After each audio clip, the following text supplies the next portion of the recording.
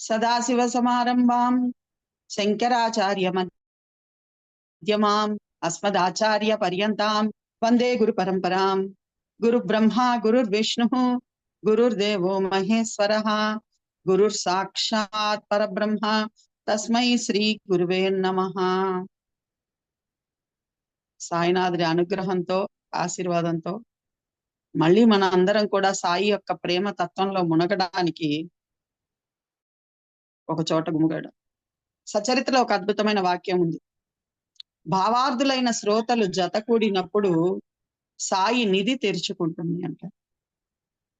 అంటే భావంతో, ప్రేమ భావనతో ఎప్పుడైతే శ్రోతలు జత కూడుతారో, ఇంట్రెస్ట్ గా ఎప్పుడైతే అక్కడ వినాలి, నా తండ్రి గురించి తెలుసుకోవాలి, ఇంకా ఆయన పట్ల ప్రేమని నేను పెంపొందించుకోవాలి అన్న ఆతృతతో ఎప్పుడైతే అక్కడ శ్రోతలు రెడీ అవుతారో, అప్పుడు సాయి తన నిధిని తెరిచి ఆ ప్రేమను మనకు అందరికీ అందిస్తాడు. సో మీతో పాటు నేను కూడా శ్రోతని, వింటూ ఉన్నాను, ఆయన అందిస్తున్న దాన్ని అనుభవిస్తున్నాం మనం అందరం కూడా. అటువంటి సాయినాథుడి ప్రేమ తత్వం అనే నిధి గురించే ఈరోజు కూడా మాట్లాడుకోబోతున్నాం. మనందరికీ తెలుసు రేపు గురు పౌర్ణమి. సో గురువు అంటేనే మనకందరికీ కూడా సద్గురువు అనగానే మనందరికీ సాయినాథుడే గుర్తొస్తాడు. ఎందువల్లంటే ఆబ్వియస్లీ మనందరం సాయి పట్ల ప్రేమని కలిగి ఉన్నాం కాబట్టి, మనందరినీ కూడా సాయియే ఒక చోట చేర్చాడు కాబట్టి. అటువంటి గురు పౌర్ణమి యొక్క విశిష్టత ఏంటి, సచ్చరిత్రలో బాబా దాన్ని ఏ విధంగా చెయ్యించారు, సచ్చరిత్రలో హేమాద్రి పంత్ గాని లేకపోతే సాయినాథుడు గాని గురువు యొక్క విశిష్టతను గురించి ఎంత అద్భుతంగా ప్రేమపూరితంగా వర్ణించారు అన్న విషయాలని బాబా నాకు అనుగ్రహించిన మేరకు మీతో పంచుకునే ప్రయత్నం చేస్తాను. ఎందువల్లంటే ఏదైనా సాయినాథుడి అనుగ్రహమే, మనదంటూ ఇక్కడ ఏమీ లేదు. ఆయన ఏది చెప్పిస్తే అది చెప్పుకుంటూ వెళ్ళడం. సో అటువంటిది మనందరికీ తెలుసు గురు పౌర్ణిమ, రేపు పౌర్ణమి. మిగతా దేవీ దేవతలకు అందరికీ ఒక్కొక్క రోజును మనమే కేటాయించుకున్నాం, లేదా మన సనాతన ధర్మం మనకి కేటాయింపచేసింది. వినాయకుడికి అయితే చవితి అని, అమ్మవారికి అయితే దుర్గాష్టమి అని, మహర్నవమి అని, కృష్ణుడికి అయితే కృష్ణాష్టమి అని, రాముడికైతే రామనవమి అని,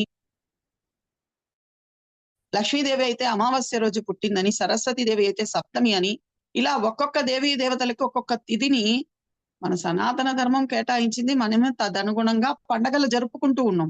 అద్భుతంగా అన్ని పండగలు జరుపుకుంటూ ఉన్నాం. ప్రతి తిథికి ఒక పండగ ఉంది. మనం ఆఖరికి చతుర్దశి అయినా కానీ మాస శివరాత్రి లేదా మహాశివరాత్రి వస్తుంది. ఇలా ప్రతి తిథిలో కూడా ఒక పండుగలు జరుపుకుంటూ ఉన్నాం. కానీ గురువుకు మాత్రమే అద్భుతంగా పౌర్ణమిని కేటాయించుకున్నాడు గురువు, మనం కేటాయించలేదని. చూడండి, గురు పౌర్ణమ, వ్యాస పౌర్ణిమ, వ్యాసుడైనా గురువే, సాయినాథుడైనా గురువే. సో గురువుకు మాత్రం పౌర్ణమిని కేటాయించు. మరి ఎందుకు గురువుకు మాత్రం పౌర్ణమి, గురు పౌర్ణమి ఎందుకు జరుపుకోవాలి? మరి మిగతా వాళ్ళకంతా మిగతా తిథులని కేటాయించుకొని గురువుకి ఎందుకు పౌర్ణమిని కేటాయించుకున్నాం అని ఒక్క నిమిషం మనం గనక విశ్లేషించుకుంటే, సాయి నోటి గుండా వచ్చిన వచనాన్ని తదనుగుణంగా సచ్చరిత్రలో దానికి అనుగుణంగా ఉన్నటి వాక్యాలని, ఆ భక్తుల ఉదంతాలని మనం పరిశీలించుకుంటే అద్భుతంగా అర్థమవుతుంది. బాబానే 51వ అధ్యాయంలో దురంధర సోదరులతో ఒక మాట చెప్తాడు. శుక్లపక్షంలోని చంద్రుడు కళలు రోజు రోజుకు అధికమయ్యేలా నా పట్ల మీ ప్రేమ అధికమవుతూ ఉండాలి అంటాడు. సో పౌర్ణమి మనందరికీ తెలుసు, చంద్రుడి కళలు 16 ఉంటే ఆ పూర్ణ చంద్రుడు 16 కళలతో నిండిన పూర్ణ చంద్రుడే పౌర్ణమి. పౌర్ణమి రోజు నిండు వెన్నెల ఉంటుంది, జాబిలి ఉంటుంది, అద్భుతమైన వెలుతురు ఉంటుంది. ఎక్కడికైనా మనం వెళ్ళాలన్నా, ఇప్పుడంటే లైట్లన్నీ వచ్చేసాయి, పున్నమి సమయంలోనే ఎక్కువగా ప్రయాణాలు పెట్టుకోవనే వాళ్ళు రాత్రి వెళ్లాల్సినప్పుడు దారి చూపిస్తుంది. అన్నిటికీ ప్రతీక పౌర్ణమి. మెయిన్లీ మనకి ఇచ్చేది ఆ చల్లదనాన్ని, నిండుదనాన్ని ఇస్తుంది పౌర్ణమి. సో మరి గురువుకే ఎందుకు మనం పౌర్ణమిని కేటాయించుకున్నామంటే, మానవ జన్మకి పరిపూర్ణతని, నిండుదనాన్ని, సంపూర్ణమైన చల్లదనాన్ని ప్రసాదించేవాడు గురువొక్కడే. అవునా కాదా? మానవ జన్మ ఎప్పుడు పూర్ణత్వాన్ని సంతరించుకుంటుంది? గురువు దగ్గరికి వచ్చిన తర్వాతే. తానెవరు, భగవంతుడెవరు, ఆయన్ని చేరుకునే మార్గం ఏమిటి అనేదంతా కూడా గురువు దగ్గరికి వచ్చేదాకా మనకు తెలియదు. సద్గురువు ఒక్కడే చెప్పగలడు. సద్గురు ఒక్కడే మనకి, మన జీవితానికి పూర్ణత్వాన్ని ప్రసాదించగలడు. పూర్ణత్వాన్ని ప్రసాదించగలడు. సో అందువల్లే సద్గురువుకి పౌర్ణమిని మనం కేటాయించుకున్నాం. గురువే పౌర్ణమిని ఎంచుకున్నాడు. గురు పౌర్ణిమ. గురువు మనకు మొట్టమొదట ప్రసాదించేది. బాబా దగ్గర చూస్తే కూడా కాకాజీ వైద్య ఉదంతంలో మనకు అద్భుతంగా తెలుస్తుంది. ఎంతో మానసిక వ్యధతో వస్తాడు. తల్లడిల్లిపోతూ ఉంటాడు. శ్యామ వెళ్ళి అక్కును చేర్చుకొని పిలుచుకొని వస్తాడు. ఆయనకి దారంతా గురు కథలను చెప్తూ బోధిస్తూ తీసుకొని వస్తాడు. బాబా శ్యామాన్ని పంపించడం వెనకున్న రహస్యమే అది. శ్యామకి బాబా తప్ప వేరే ధ్యాస ఉండదు. అటువంటి వాడు శ్యామ. అందుకే శ్యామ వస్తే నేను వచ్చినట్టు అని చెప్తూ ఉంటాడు. ఇంకెవరిని చెప్పడు ఆ మాట. మిరీకర్త వెళ్తాడు, అక్కడ బాబా కథలే చెప్తూ ఉంటాడు. దీక్షిత్ని తీసుకురావడానికి వెళ్తాడు, అక్కడ బాబా గురించే చెప్తూ ఉంటాడు. సో అలా శ్యామ వెళ్ళి కాకాజీ వైద్యాన్ని తీసుకొని వచ్చాక అక్కడ అద్భుతమైన ఒక మాట ఉంటుంది. నేను ఏమీ ప్రశ్నించలేదు, ఆయన ఏమీ జవాబు ఇవ్వలేదు, అయినా నా మనసు అద్వితీయమైన నిర్వచనీయమైన శాంతిని అనుభవిస్తుంది అంటాడు కాకాజీ వైద్య. సో గురువు మనకు మొదట ప్రసాదించేదే అటువంటి అద్భుతమైన మనశ్శాంతి, మనసుకి చల్లదనాన్ని, మనసుకి చల్లదనాన్ని ప్రసాదిస్తాడు. గురు పౌర్ణమి వెనుకున్న రహస్యం అదే. గురువు ఒక్కడే ఆ శాంతిని ప్రసాదించగలడు. ఇతర దేవీ దేవతలు మనం అడిగిన కోరికలన్నీ తీరుస్తారు. మళ్ళీ అవి మనకి జన్మలకు కారకమవుతాయి. కోరికలు కోరే కొద్దీ జన్మలేనండి, వేరే ఏమీ లేదు. ఈ జన్మలో కాకపోయినా వచ్చే జన్మలైనా కోరికను తీర్చుకోవడానికి మనం పుడుతూ ఉండాలి, వెళ్తూ ఉండాలి. గురువు ఒక్కడే ప్రవహిస్తున్న ఆ ప్రవాహం నుంచి మనల్ని పక్కకు తీసి, జుట్టు తీసి ఇట్లా పక్కకు పెట్టి జనన మరణ చక్రం నుంచి అవతల తోయగలిగిన వాడు గురువు ఒక్కడే. సో ఒక రకంగా చెప్పాలంటే మానవ జీవితానికి పూర్ణత్వాన్ని ప్రసాదించేవాడు సద్గురువు గనుకనే గురువుకి పౌర్ణమిని మన సనాతన ధర్మం పెట్టింది. అందువల్లే గురు పౌర్ణిమ అని పెట్టింది. ఆ నిండుదనం తీసుకొస్తుంది. గురువు వినా మనకు ఆ నిండుదనం వచ్చే ఛాన్సే లేదండి. మనకి సత్యం తెలిసే అవకాశమే లేదు. సద్గురువు ఒక్కడే సత్యం తెలుపుతాడు. ఏమిటి ఆ సత్యం? విశ్వం విష్ణువు. నువ్వు చూస్తున్నదంతా కలిపితే నేనే. నీ దృష్టి ఎక్కడ పడితే అక్కడ ఉన్నది నేనే. నీతో సహా సమస్తము బ్రహ్మస్వరూపమే. దీనికే ఏకనాథుల వారిది ఒక చిన్న కథ ఉంది, మనందరికి తెలుసు, అయినా చెప్పుకోవాలి ఇలాంటప్పుడు. అప్పుడు గురువు యొక్క ప్రాముఖ్యత మనకు అర్థమవుతుంది. నామదేవుడి కథ. ఏకనాథు, నామదేవు, జనార్దన మహర్షి వీళ్ళందరూ ఒకే పీరియడ్ లో ఉన్నటువంటి విఠల భక్తులు. నామదేవుడు ఎంత గొప్ప భక్తుడు అంటే పండరీనాథుడిని ప్రత్యక్షం చేసుకున్నారు. ఆయనతో హాయిగా ముచ్చటించేవాడు. ఈయన పెట్టిన ప్రసాదాన్ని పండరీనాథుడు భుజించేవాడు. అంత అద్భుతమైన భక్తుడు, అంత ప్రేమమయుడైన భక్తుడు. అటువంటి ఆయన ఒకరోజు గోరా కుంభరింటికి వీళ్ళందరూ భోజనానికి వెళితే జ్ఞానదేవ మహారాజ్ చెప్తారు, ఎవరు మాల ఓటికుండా ఎవరు గట్టికుండా పరీక్షించమంటే ఈయన ఏకనాథుడు అది నామదేవుడు ఒప్పుకోడు. నేను పాండురంగునే ప్రత్యక్షం చేసుకున్నాను, నాకు మించిన భక్తుడు ఎవరు ఉంటారంటే తీరా చూస్తే ఆయన్ని తడితే ఆయన కుండ ఓటిగా ఉంటుంది. గోరా కుంభర్ ఆ మాట చెప్తారు, ఈయనది ఓటికుండ అంటాడు. ఆయనకు రోషం పుడుచుకొచ్చేస్తుంది. నన్ను ఓటికుండా అంటాడా? సాక్షాత్ పండరీనాథుడిని ప్రత్యక్షం చేసుకున్నాను, నన్ను ఓటికుండా అంటున్నాడే. పండరీపురం పరిగెడతాడు. పండరీనాథుడిని పిలుస్తాడు, వస్తాడు ఆయన కూడా. నన్నేంటి ఇలా అన్నాడు? నిన్ను రోజు ప్రత్యక్షించుకుంటున్నాను కదా అంటే, అయినా నువ్వు గురువుని ఆశ్రయించాలి, గురువుని ఆశ్రయించితే తప్ప నీకు జ్ఞానం రాదు అంటారు. అప్పుడు ఆయన వెళ్ళి గురువుని ఆశ్రయిస్తారు. మనందరికీ కథ తెలుసు. అప్పుడు ఆయన వెళ్ళి గురువుని ఆశ్రయిస్తారు. ఆ గురువులు ఎలా ఉంటారు? చాలా వయసు అయిపోయిన వారు, తల కింద ఒక శివలింగాన్ని, కాళ్ళ కింద ఒక శివలింగం పెట్టుకొని పడుకొని ఉంటారు. అయ్యో ఇంతటి అపచారం చేస్తున్నావేని తిడతాడు ముందు ఈయన. సరే అలా అయితే నా కాళ్ళు తీసి పక్కన పెట్టిన ఆయన అంటాడు. ఎక్కడ పెడితే అక్కడ శివలింగం పుట్టుకొస్తుంది. ఇందుగలడు అందు లేడని సందేహము వలదు. గురువు ప్రసాదించే జ్ఞానం నీకు ఈ విశ్వం మొత్తం గురు స్వరూపంగా కనపడే స్థితికి తీసుకెళ్తాడు గురువు అక్కడే. అటువంటి ఆయన్ని సేవించి వస్తాడు ఎవరు? మన నామదేవుడు. అటువంటి ఆయన్ని సేవించి వచ్చిన తర్వాత ఎలా తయారవుతారంటే అటువంటి పండరీనాథుడి భజనలు, అంటే అంతటా వ్యాపించి ఉన్న పండరీనాథుడి భజనలు చేసుకుంటూ ఒక ఊరి నుంచి ఒక ఊరికి వెళ్తూ ఉంటే భార్య రొట్టె ముక్కలు చేసి వెన్నపూస చేసి ఇస్తే, నెయ్యి చేసి ఇస్తే అది విప్పుకొని తినబోతే ఒక కుక్క వచ్చి ఒక రొట్టె ముక్కను తీసుకొని పరిగెడుతుంది. ఈయన దాని వెనక్కి నేతి గిన్నె పట్టుకొని పాండురంగా ఆగు ఆగు, ఆ రొట్టె ముక్క గట్టిగా ఉంది, నేతిలో ముంచి పెడతాను అంటాడు.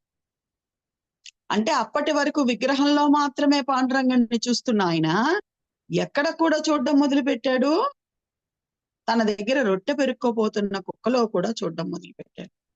అటువంటి స్థితిని గురువు, సద్గురువు ఒక్కడే ప్రసాదించగలడు. దీనికి మనకు సచ్చరిత్రలో చాలా లీలలు ఉన్నాయి. ఎన్నోసార్లు మనం చెప్పుకున్నాం. మహల్సాపతి లడ్డు చేసుకొని వస్తూ ఉంటే ఒక గజ్జి కుక్క వెనకబడుతుంది, మూతి మీద కొడతాడు. ఇక్కడ వచ్చేటట్టుకి బాబా మూతి వాయి కొట్టుకుని అందరూ కొట్టారనని, నువ్వన్నా నన్ను కొట్టవనుకుంటే నన్ను ఇలా కొట్టావేంది భగత్ అని అడుగుతాడు. అవునా కాదా? మనకి ఈ లీలలు తెలుసు. శ్యామకర్ణాన్ని కొడుతూ ఉంటే వీపు మీద చూపిస్తాడు బాబా. అంటే బాబా డైరెక్ట్ గా మనల్ని ఎక్కడ తీసుకెళ్లి కూర్చోపెట్టాలనుకుంటున్నాడు సద్గురువు, ఎటువంటి పూర్ణత్వాన్ని తీసుకెళ్లాలనుకుంటూ ఉన్నాడు, సర్వం బ్రహ్మమయంగా చూసే స్థితికి మనల్ని తీసుకెళ్ళాలి అంటున్నాడు. మనం వద్దు బాబా, నువ్వు నేను పటంలోనే చూసుకుంటాం, విగ్రహంలోనే చూసుకుంటాం అంటే పరిమితం చేస్తుంది. అందుకే హేమాద్రిపతి ఒక మాట చెప్తాడు, నాకు చాలా ఇష్టమైన మాట, అపరిమితమైన దానిని పరిమితం అనడం శోభిస్తుందా? అపరిమితం సాయినాథుడు అంటే అంతటా వ్యాపించి ఉన్నవాడు, సర్వము తానై ఉన్నవాడు. ఆయన్ని పరిమితం చేసుకుంటే ఎలా? అటువంటి నిండుదనాన్ని ఇచ్చేవాడే గురువు. అదే గురు పౌర్ణమికి ఉన్నటువంటి విశిష్టత. నీ మనసును ముందు శాంతపరుస్తాడు, చల్లబరుస్తాడు, ఆనందాన్ని ప్రసాదిస్తాడు, నీ జీవితానికి నిండుదనాన్ని ఇస్తాడు. మనస్సు నిండుగా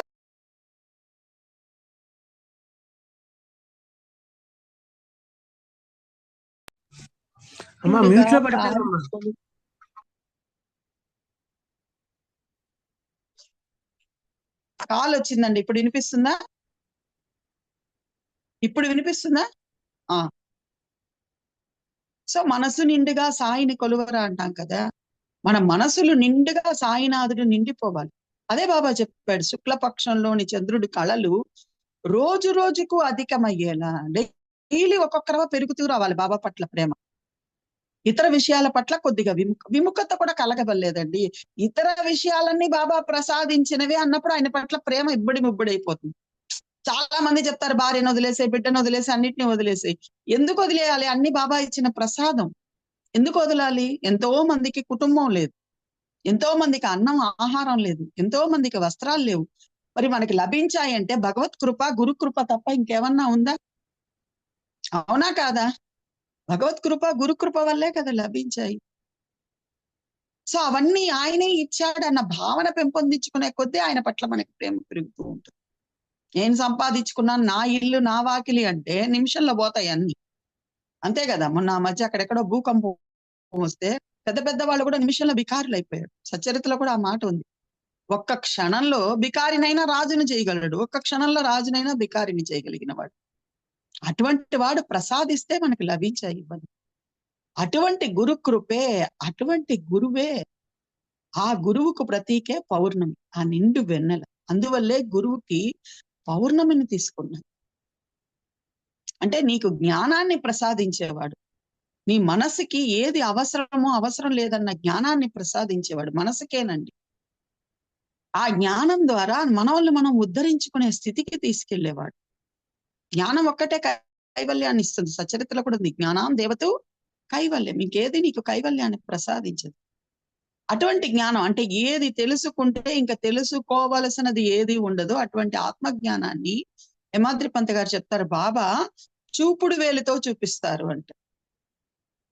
చూపుడు వేలుతో ఇదిరా సత్యం అని సింపుల్ గా చూపించేస్తారు. ఆ ముసలమ్మ నేను కాక మరెవరు, ఎందుకు చెదిరించుకున్నావు? ఆ పని పిల్ల నేను కాక మరెవరు?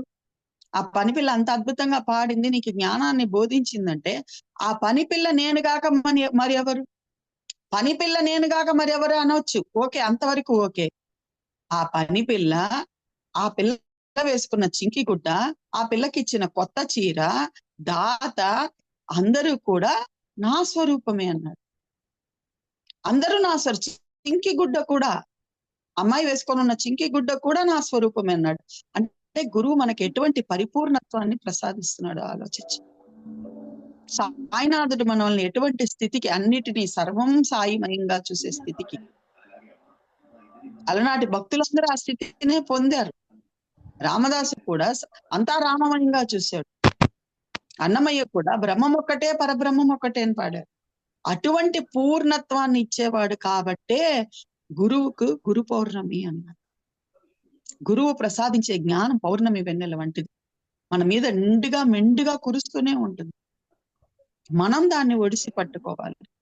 మనం ఆయన ప్రసాదిస్తున్న జ్ఞానాన్ని ఒడిసి పట్టుకోవాలి. తద్వారా ముందుకు నడిచే ప్రయత్నం చేయాలి.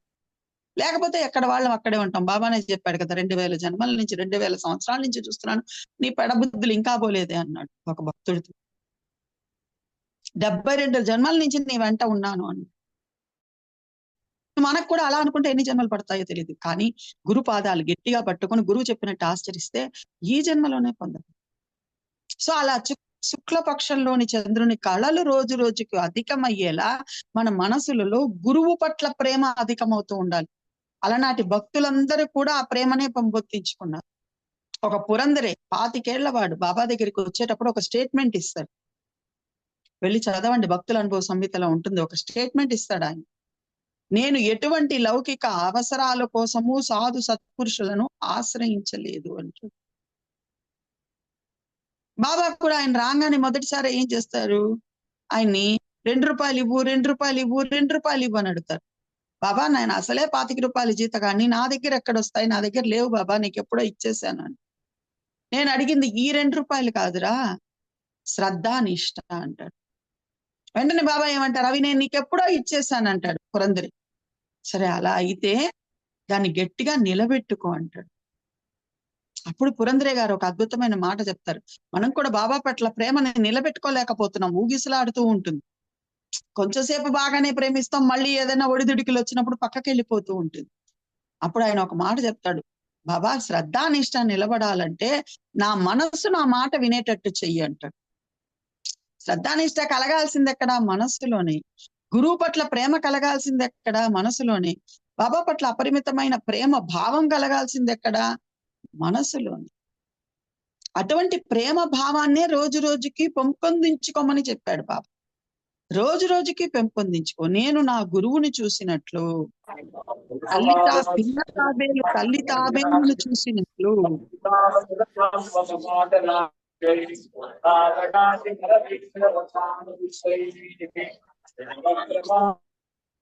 డిస్టర్బెన్స్ వస్తున్నదండి.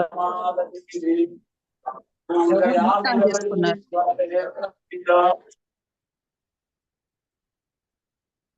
ఎవరో మైక్ ఆన్ చేసుకున్నారు.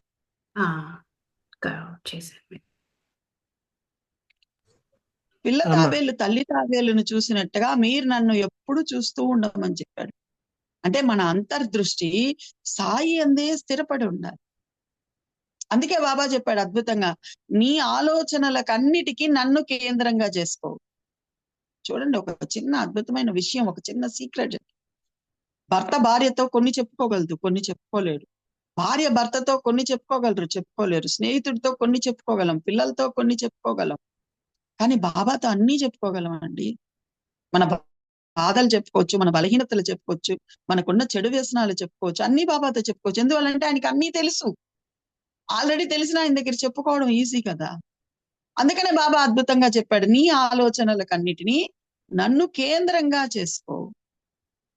అప్పుడు నీకు ఆయన పట్ల ప్రేమ రోజు రోజుకు అధికమవుతూ వస్తుంది.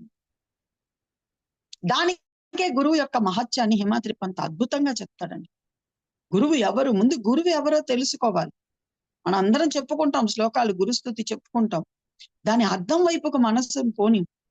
గురు మధ్య స్థితం విశ్వం, విశ్వ మధ్య స్థితౌ గురుః, గురుర్విశ్వం న చాన్యోస్మి, తస్మై శ్రీ గురువే నమః. అందరికీ తెలిసిన శ్లోకమే, ఎన్నోసార్లు వల్ల వేసుంటాం. గురువు ఎక్కడున్నాడు, గురు మధ్య స్థితం విశ్వం. ఈ విశ్వం అంతా గురువు లోపలే ఉంది, ఎక్కడా లేదు. ఈ విశ్వం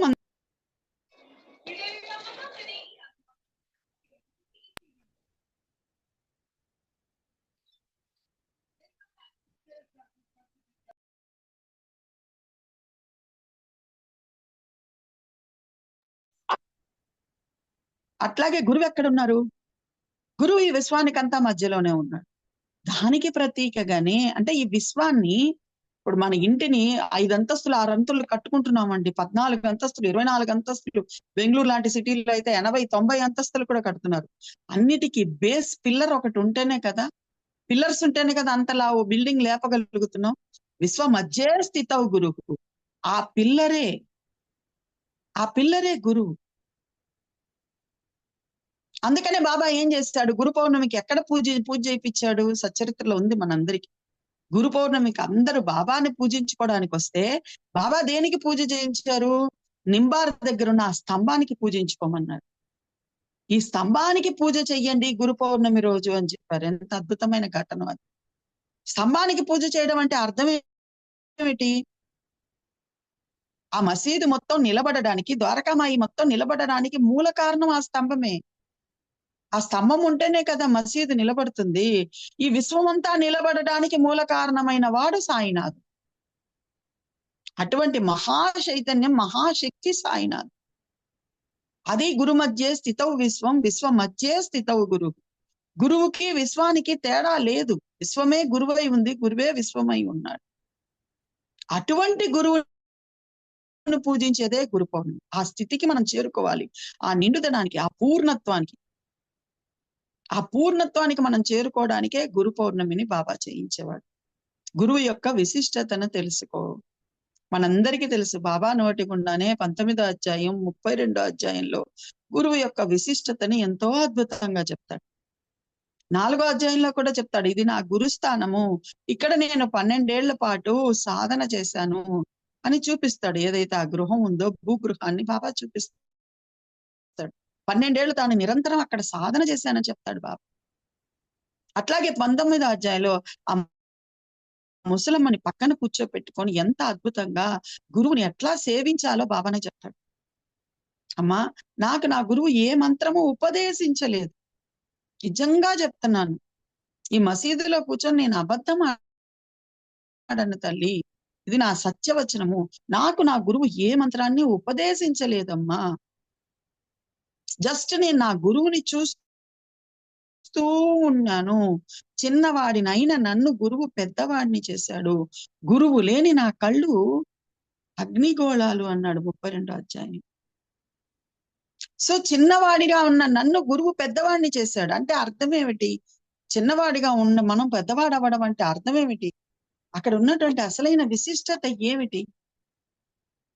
గురువునే చూస్తూ ఉంటే, అంటే నేను చూసేదంతా కలిపితే సాయే.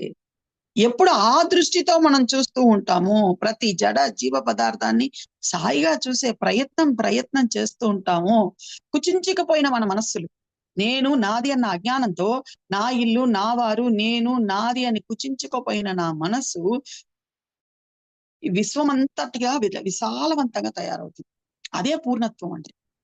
విశాలవంతంగా తయారవుతుంది. మొత్తం ఈ జగత్తుకే నా మనసులో స్థానం లభిస్తుంది. ఎందువల్ల ఈ జగత్తునంతా నేను సాయి స్వరూపంగా చూస్తూ ఉన్నా. దాన్నే బాబా ధృవీకరిస్తూ అదే 19వ అధ్యాయంలో హేమాద్రి పంత్ గారు ఎప్పుడైతే ఆ ముసలమ్మ కథను శ్యామ ద్వారా వింటాడో, మళ్ళీ బాబాకు వెళ్ళి మళ్ళీ చెప్తాడో, బాబా మళ్ళీ తాబేలు పుల్ల ఉదంతాన్ని అతనికి అద్భుతంగా ప్రేమ పూరితంగా, నువ్వు ఒక వైపు ఉన్నావు, నేను ఒక వైపు ఉన్నాను. ఏ వైపు ఉన్నాడు బాబా? ఏ వైపు ఉన్నాడు? మనం ఏ వైపు ఉన్నాము? ఇద్దరం లోపలే ఉన్నాం. జీవుడిగా నేను లోపలే ఉన్నాను, దేవుడిగా ఆయన మనలోనే ఉన్నాడు. నా మీద దృష్టి పట్టు, నువ్వు నేనని గొడవ పడుతున్నావు. మన ఇద్దరి మధ్య ఉన్న నూనెవాడి గోడను పడగొట్టు, ప్రశస్తంగా మాట్లాడుకుందాం అన్నాడు కాకా మహాజని స్నేహితుడు. అలా ఆ తల్లికి కూడా చెప్పాడు, పిల్ల తాబేలు తల్లి తాబేలును చూసేలా హేమాద్రి పంత్కి కూడా చెప్పాడు. ఆ దృష్టి ద్వారానే పాలన, పోషణ, సృష్టి, సంతృప్తి అన్ని కూడా దృష్టి ద్వారానే.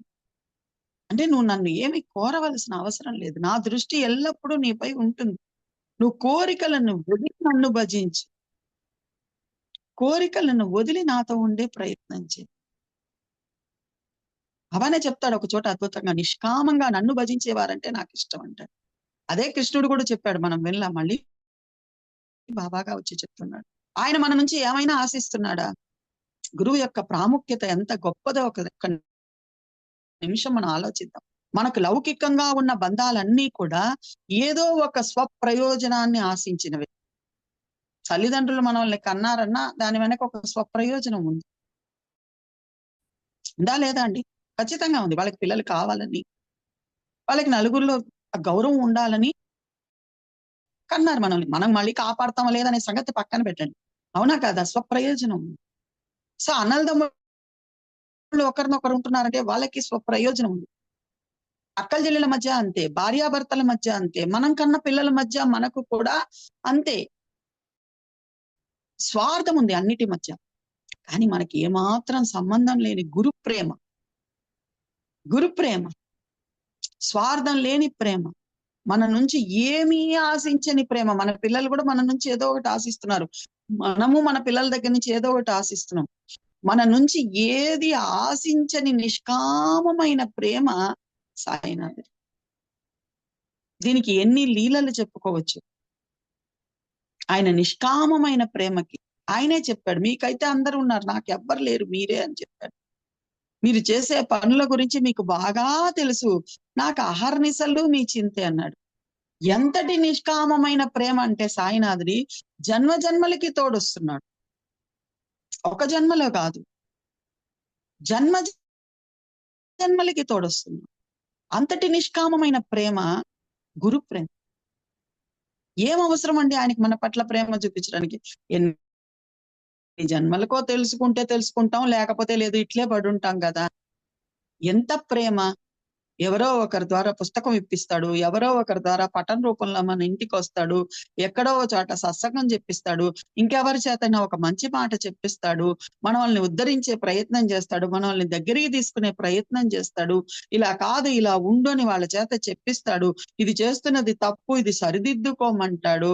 ఇలా చేస్తే దీనివల్ల ఇది కలుగుతుందని లీలల ద్వారా మనకి చెప్పిస్తాడు. కథల ద్వారా చిన్న పిల్లల్ని కూర్చోపెట్టుకొని చెప్పినట్టు చెప్పిస్తాడు. చెప్పిస్తున్నాడా లేదా? సాయి సచ్చరిత్రలో ఉన్న లీలలన్నీ కూడా, కథలన్నీ కూడా మన కోసం సాయి రచించినవే కదా. ఆ భక్తులకు ఇచ్చిన అనుభవాలే కదా అవన్నీ కూడా. 3 జన్మలు తోడొచ్చాడు కదా. మొన్న కూడా మనం చెప్పుకున్నాం. ఇంకా కొంచెం సేపట్లో ఆ పాము కప్పని మింగబోతుందని ముందుగానే తెలుసుకొని, అవి 2 అక్కడికి రాకమునుపే వాటికి అభయం ఇచ్చున్నాడు కాబట్టి అక్కడ వచ్చి మామిడి చెట్టు కింద కూర్చున్నాడు ఆయన. బాటసారితో కథలు చెప్పుకుంటూ కూర్చున్నాడు, కబురు చెప్పుకుంటూ కూర్చున్నాడు. అంతటి ప్రేమ సద్గురువు తప్ప ఎవరు చూపించగలరు? ఎవరు చూపించగలరు? గురు ప్రేమకు సమానమైన ప్రేమ ఇంకొకటి లేదండి. హిమాద్రి పంత్ ఒక చోట అద్భుతంగా చెప్తాడు. తల్లి మొన్న చెప్పుకున్నదే, తల్లి ఏం చేస్తుంది? 9 మాసాలు మోస్తుంది, 10 మాసాలు మోస్తుంది, ఇంకా నా ప్రాణానికి ముప్పు వస్తుందని ఆపరేషన్ చేసైనా సరే తీసి బయటపడేయండి బిడ్డనంటుంది. అంటే లౌకికంలో వదిలేస్తుంది తల్లి, మాయా ప్రపంచంలోకి వదిలేస్తుంది తల్లి. గురువేం చేస్తాడు? ఆ మాయను తొలగించటానికి ఈ మాయా ప్రపంచంలో పడి తల్లి వదిలేసినప్పుడు మనకు మళ్ళీ పునరపి మరణం, పునరపి జననం వస్తూ ఉంటుంది. కానీ గురువు మనల్ని ఏం చేస్తాడు? లోపలికి లాక్కుంటాడు, అంతర్ముఖం కామంటాడు. నీ లోపలికి నువ్వు ప్రయాణం చెయ్యి, నిన్ను నువ్వు తెలుసుకో అంటాడు. దాని ద్వారా జన్మ రాహిత్యాన్ని కలిగిస్తాడు. గురు ప్రేమని తల్లి ప్రేమతో కూడా పోల్చలేము అంటాడు హిమాద్రి పంత్. తల్లి ప్రేమతో కూడా పోల్చలేము. తల్లికి కూడా ఎక్కడో చోట స్వార్థం ఉంది, గురు ప్రేమలో స్వార్థం లేదండి. ఆయనకు మించిన వాళ్ళం మనం అవ్వాలని ఆయన కోరుకుంటాడు. ఆయన సమానులం మనం అవ్వాలని కోరుకుంటాడు. అంత పిచ్చి ప్రేమ పెట్టుకున్నాడు ఆయన. ఆ పిచ్చి ప్రేమనే చూపించాడు. దూషించాడు ఎక్కడో సపట్నేకరు, అయినా రప్పించుకున్నాడు తన దగ్గరికి. ఆయనతో సంబంధం లేని వాళ్ళని ఎంతమందిని రప్పించుకున్నాడండి. ఆయన అంటేనే పడని వాళ్ళని రప్పించుకున్నాడు కదా. నేను రాముడికి తప్ప అన్యులకు మొక్కను, ఏదో నువ్వు పిలుస్తున్నావు కాబట్టి నీతో వస్తాను, కాకా మహాజని స్నేహితుడు డాక్టర్, నీతో వస్తాను అంతే తప్ప నేను రాముడికి తప్ప అన్యులకి మొక్కనన్నాడు.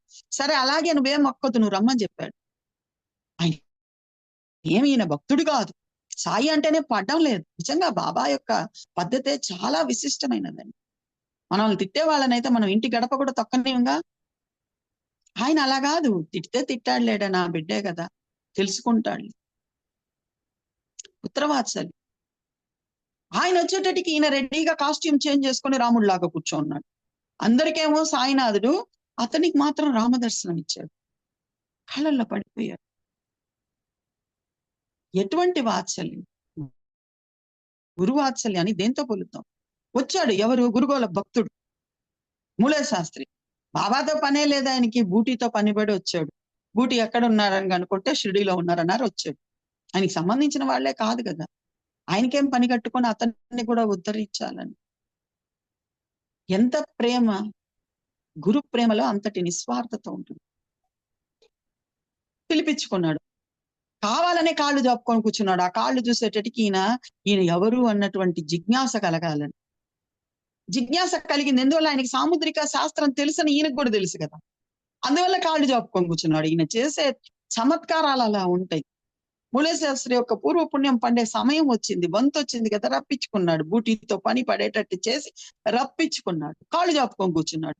ఆ కాళ్ళు చూసేటట్టుకి సాముద్రిక శాస్త్రం తెలుసు కాబట్టి అందులో సాధు సత్పురుషులదో, మహానుభావులదో, దత్తావతారాలతో సంబంధించిన సాముద్రిక ముద్రికలు కనిపిస్తున్నాయి అందులో. అవి చూసేటట్టుకి ఈయన ఎవరైనా, ఈయన చేతులు చూస్తే మనం కన్ఫర్మ్ చేసుకోవచ్చు అని చేతులు అడిగాడు. అందరికీ అరటి పండ్లు పంచుతున్నాడు కానీ చేతులు మాత్రం చూపించలే. ఇతని చేతిలో కూడా 4 అరటి పండ్లు పెట్టి వదిలిపెట్టి వెళ్ళిపోయాడు. మడి కట్టుకున్నాడు. కర్మాటు అంటాడు. కర్మాటు అంటే అంత కర్మనిష్ఠుడు అనమాట ఆయన. కర్మను ఎక్కడికి వెళ్ళినా వదిలిపెట్టాడు కాబట్టి అక్కడికి కూడా వెళ్ళాడు. అగ్నిహోత్రం వెలిగించుకున్నాడు. పూజకు రెడీ అవుతూ ఉన్నాడు. డైరెక్ట్ బూటీయే వచ్చి పిలిచాడు. బాబా పిలుస్తున్నాడు. మడి కట్టుకొని, మడిగుడ్డలు ఇట్లా పట్టుకొని ఒక చేత్తో పూలు పట్టుకొని నిలబడి ఉన్నాడు.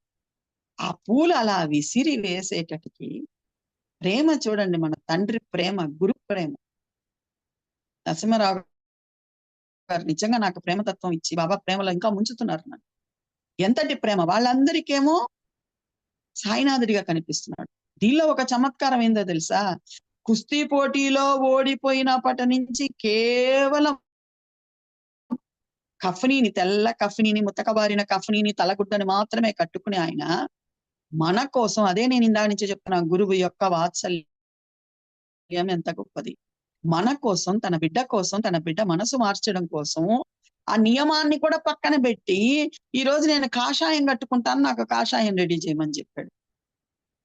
వాళ్ళు అప్పటికప్పుడు ఏం చేయలేక గబగబా ఒక కఫనీ తీసి కాషాయం దానిలో ముంచి ఆయనకి కాషాయ వస్త్రాలు రెడీ చేసి పెట్టారు. రెండికి పోయి వచ్చేటట్టు రాధాకృష్ణమాయి చేసి అవి ధరించి కూర్చున్నాడు. ఏంది? కుస్తీ పోటీ పట్టినప్పటి నుంచి వేషధారణ మార్చని ఆయన.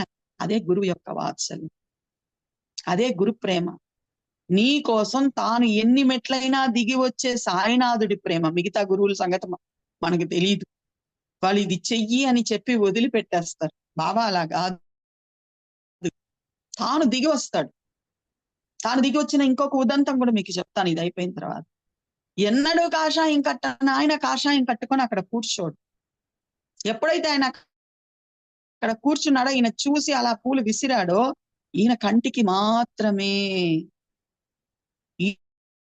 ఈయన కంటి పొరల్లో ఉన్న రెటీనాకు మాత్రమే గురుగోలపుగా అద్భుతమైన దర్శనాన్ని ఇచ్చాడు. మడి పోయింది, అన్నీ పోయింది. ఎప్పుడో భస్మీభూతమైనటువంటి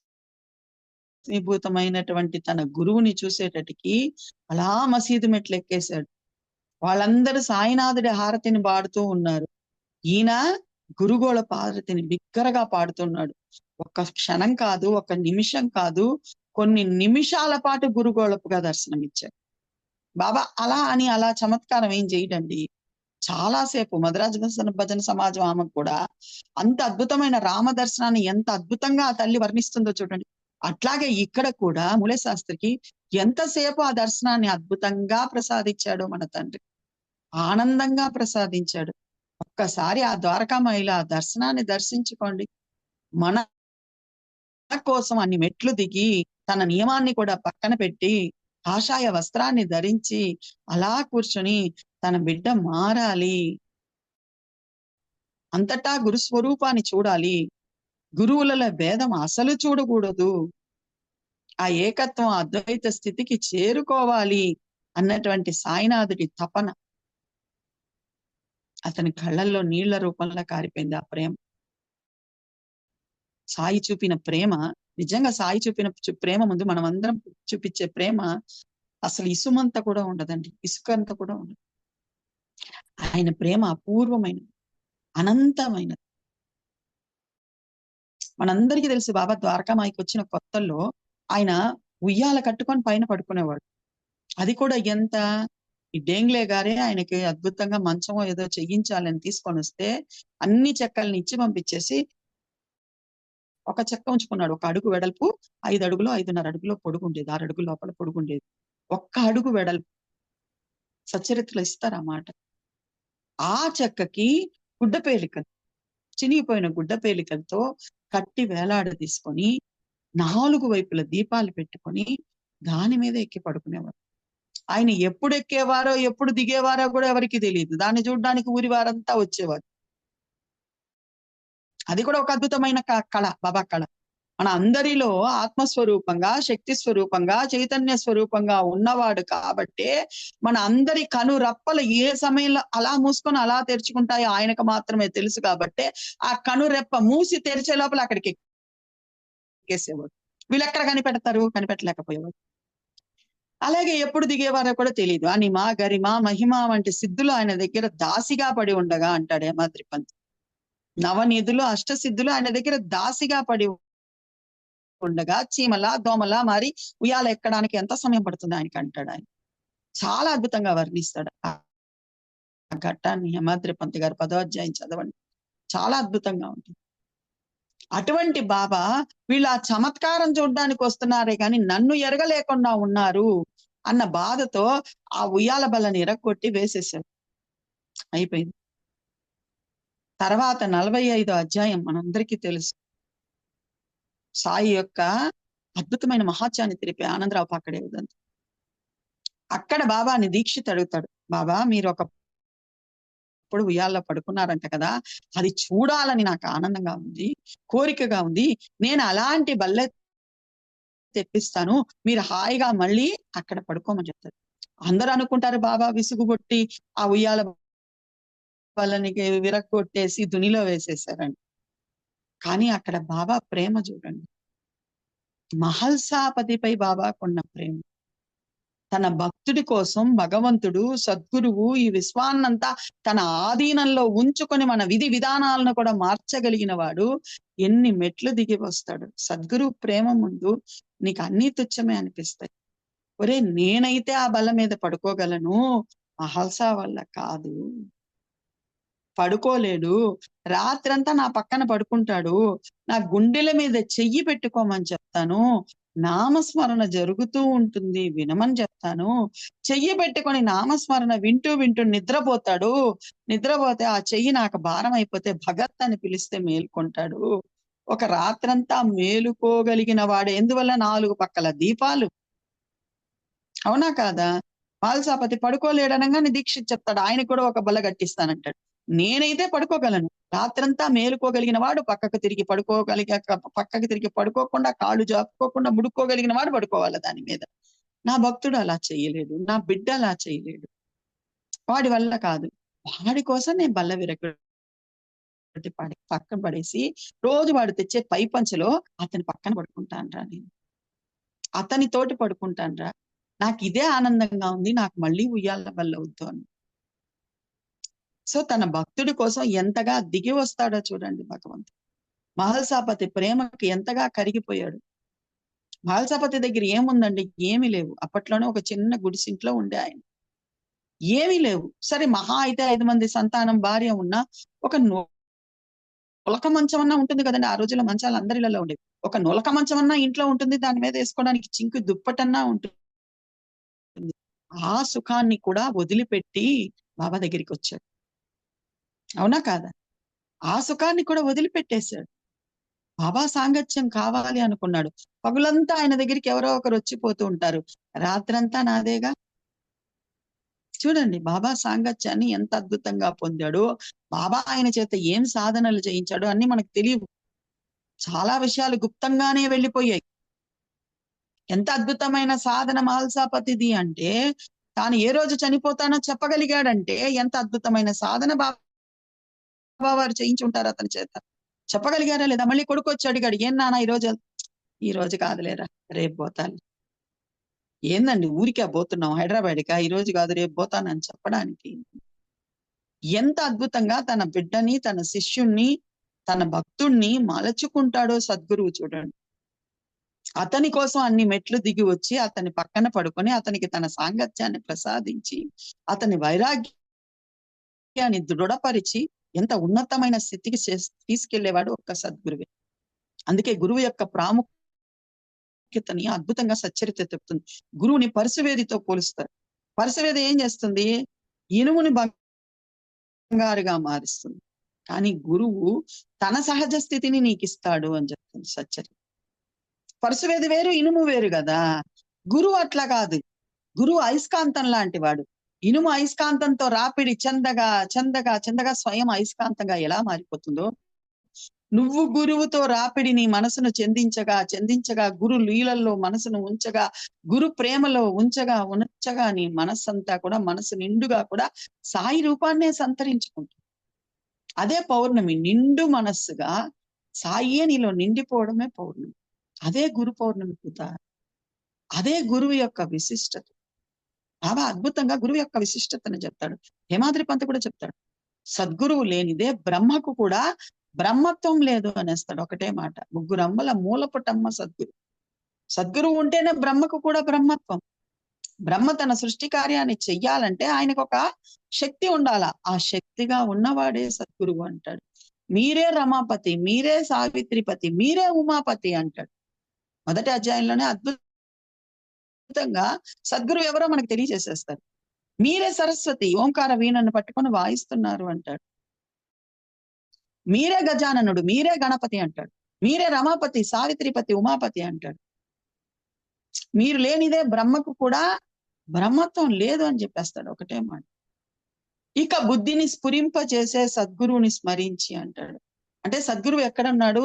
నీ బుద్ధికి కూడా స్ఫురణనిస్తూ నీలో ఆత్మస్వరూపంగా ఉన్నవాడు సద్గురు. ఆ స్థితికి తీసుకెళ్తాడు బాబా మనందరినీ కూడా. బాహ్యంగా పటం రూపంలో, విగ్రహం రూపంలో చూస్తున్నా మనం, మనలోనే ఆయన అనుభవించే స్థితికి తీసుకెళ్తాడు బాబా. ఆ పూర్ణత్వాన్ని ప్రసాదిస్తాడు సద్గురు, మనందరికీ ప్రసాదిస్తాడు. అందుకే చెప్పాడు, గురువు లేని కళ్ళు నాకు అగ్నిగోళాలు. ఈ రమ్యమైన పాఠశాల నుంచి నిష్క్రమించగలిగిన వాళ్ళు ఎవరైనా ఉంటారా అని అడుగుతాడు 32వ అధ్యాయం. రమ్యమైన పాఠశాల గురువుది. నిన్ను కూర్చోబెట్టుకుని పుత్రవాత్సల్యంతో అద్భుతమైన స్థితికి తీసుకెళ్లేవాడు గురువు. ఎటువంటి సంబంధం లేనివాడు, కానీ జన్మజన్మల సంబంధం కలిగిన వాడు. వీళ్ళందరూ ఈ జన్మకే, భార్య భర్త ఇవంతా ఈ జన్మకే. సద్గురు ఒక్కడే జన్మజన్మల సంబంధం కలిగిన వాడు. ఆ మాటని బాబానే చెప్పాడు. కాపాడే భార్యని కూర్చోపెట్టుకొని అద్భుతంగా చెప్పాడు. ఆ తల్లికి ఎన్ని జన్మల నుంచి ఆయన తోడొస్తున్నాడో చెప్పాడు. మొదట్లో ఈమె బాగా పాలిచ్చే ఆవు. అప్పటి నుంచి తెలుసు ఆయన. అప్పటి నుంచి ఆ తల్లి చేయి పట్టుకొని వస్తున్నాడు. ఆ తర్వాత ఒక తోటమాలి ఇంట్లో చేరింది, కూతురిగా పుట్టింది. ఆ తర్వాత ఒక క్షత్రియుడి ఇంట్లో పుట్టింది. ఆ తర్వాత ఒక వైశ్యుడి ఇంట్లో పుట్టింది. ఆ తర్వాత ఇప్పుడు ఇక్కడికి నా దగ్గరికి వచ్చిందిరా, తనివి తీర తినని ఆమె పెట్టే ముద్దని అంటాడు. అంటే సద్గురు ఒక్కడే నీ జన్మ జన్మలకి నీ వెంట వచ్చేవాడు, ఆత్మస్వరూపంగా నిన్ను ఉద్ధరించేవాడు.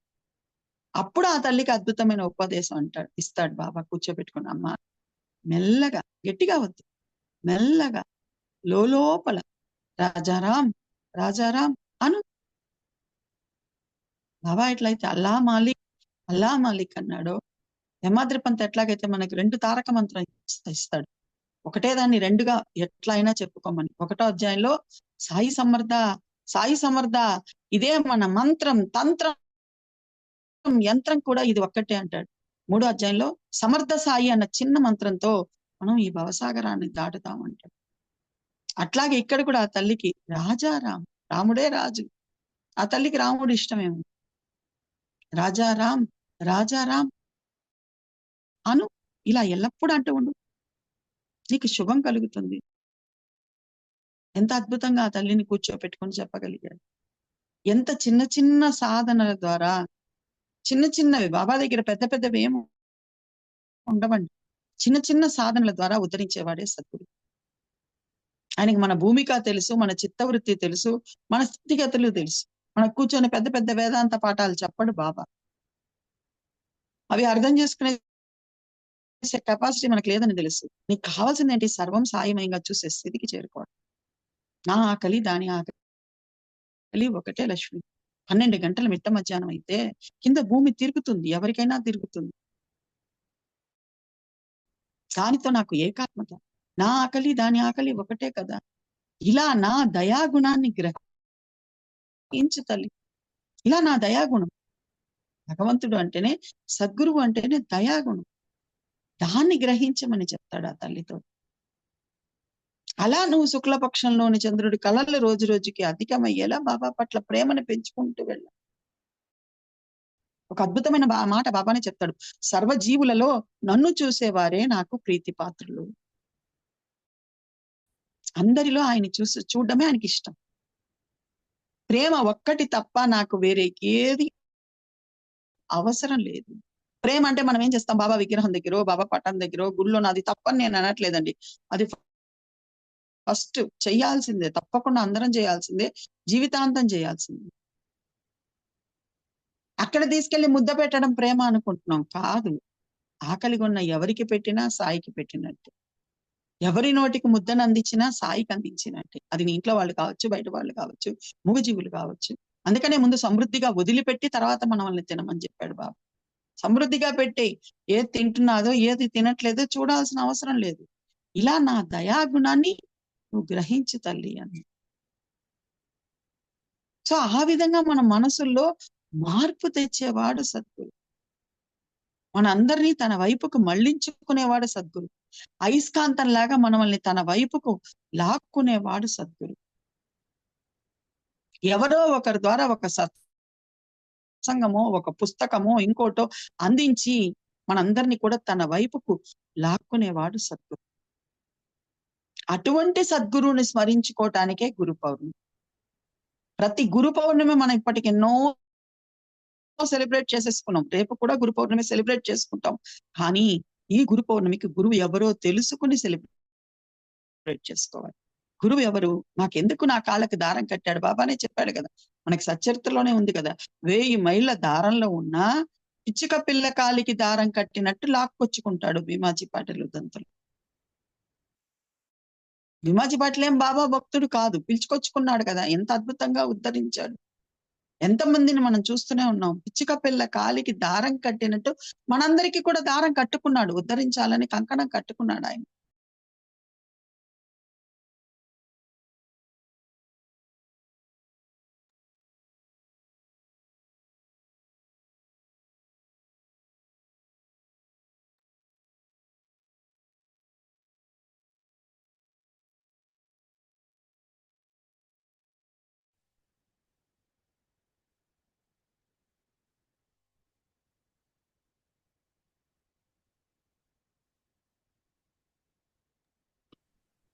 కఫనీ జోబీ లోపల ఒక మూట పెట్టుకునేవారు. దాంట్లో రూపాయి బిళ్ళని ఒక్కదానికి ఒకటికి అతకకుండా మూట కట్టి పెట్టుకునేవారు. రాత్రి అయితే ఒక్కొక్క దాన్ని తీసి గీకేవారంట. ఇది తాత్యాది, ఇది నామ్యాది, ఇది పలానా వాళ్ళది, ఇది నానా సత్చందర్కర్ది, ఇది దీక్షిది. అంటే గీకడం అంటే అర్థం ఏంటి? ఓ వీళ్ళు ఇంత, ఒక్కొక్కరిది ఒక్కొక్క కాయిన్ ఆ రోజు తీసేవాడే కాదు. అంటే ఎవరు తాను చెప్పినట్టు నడుచుకుంటున్నాడో ఆ కాయిన్ మాత్రం బయటికి తీసి గీకేవాడు బాబు. అలా మనమందరం కూడా ఆయన చెప్పినట్టు నడుచుకోవడమే, ఆయన ప్రేమలో మునగడమే, ఆయన యొక్క అపారమైన కరుణలో మునగడమే. ఎక్కడో బడిపంతులుగా ఉంటూ 5 రూపాయల జీతగాడుగా ఉన్న ఆయన్ని ఎలా ఆకర్షించాడు.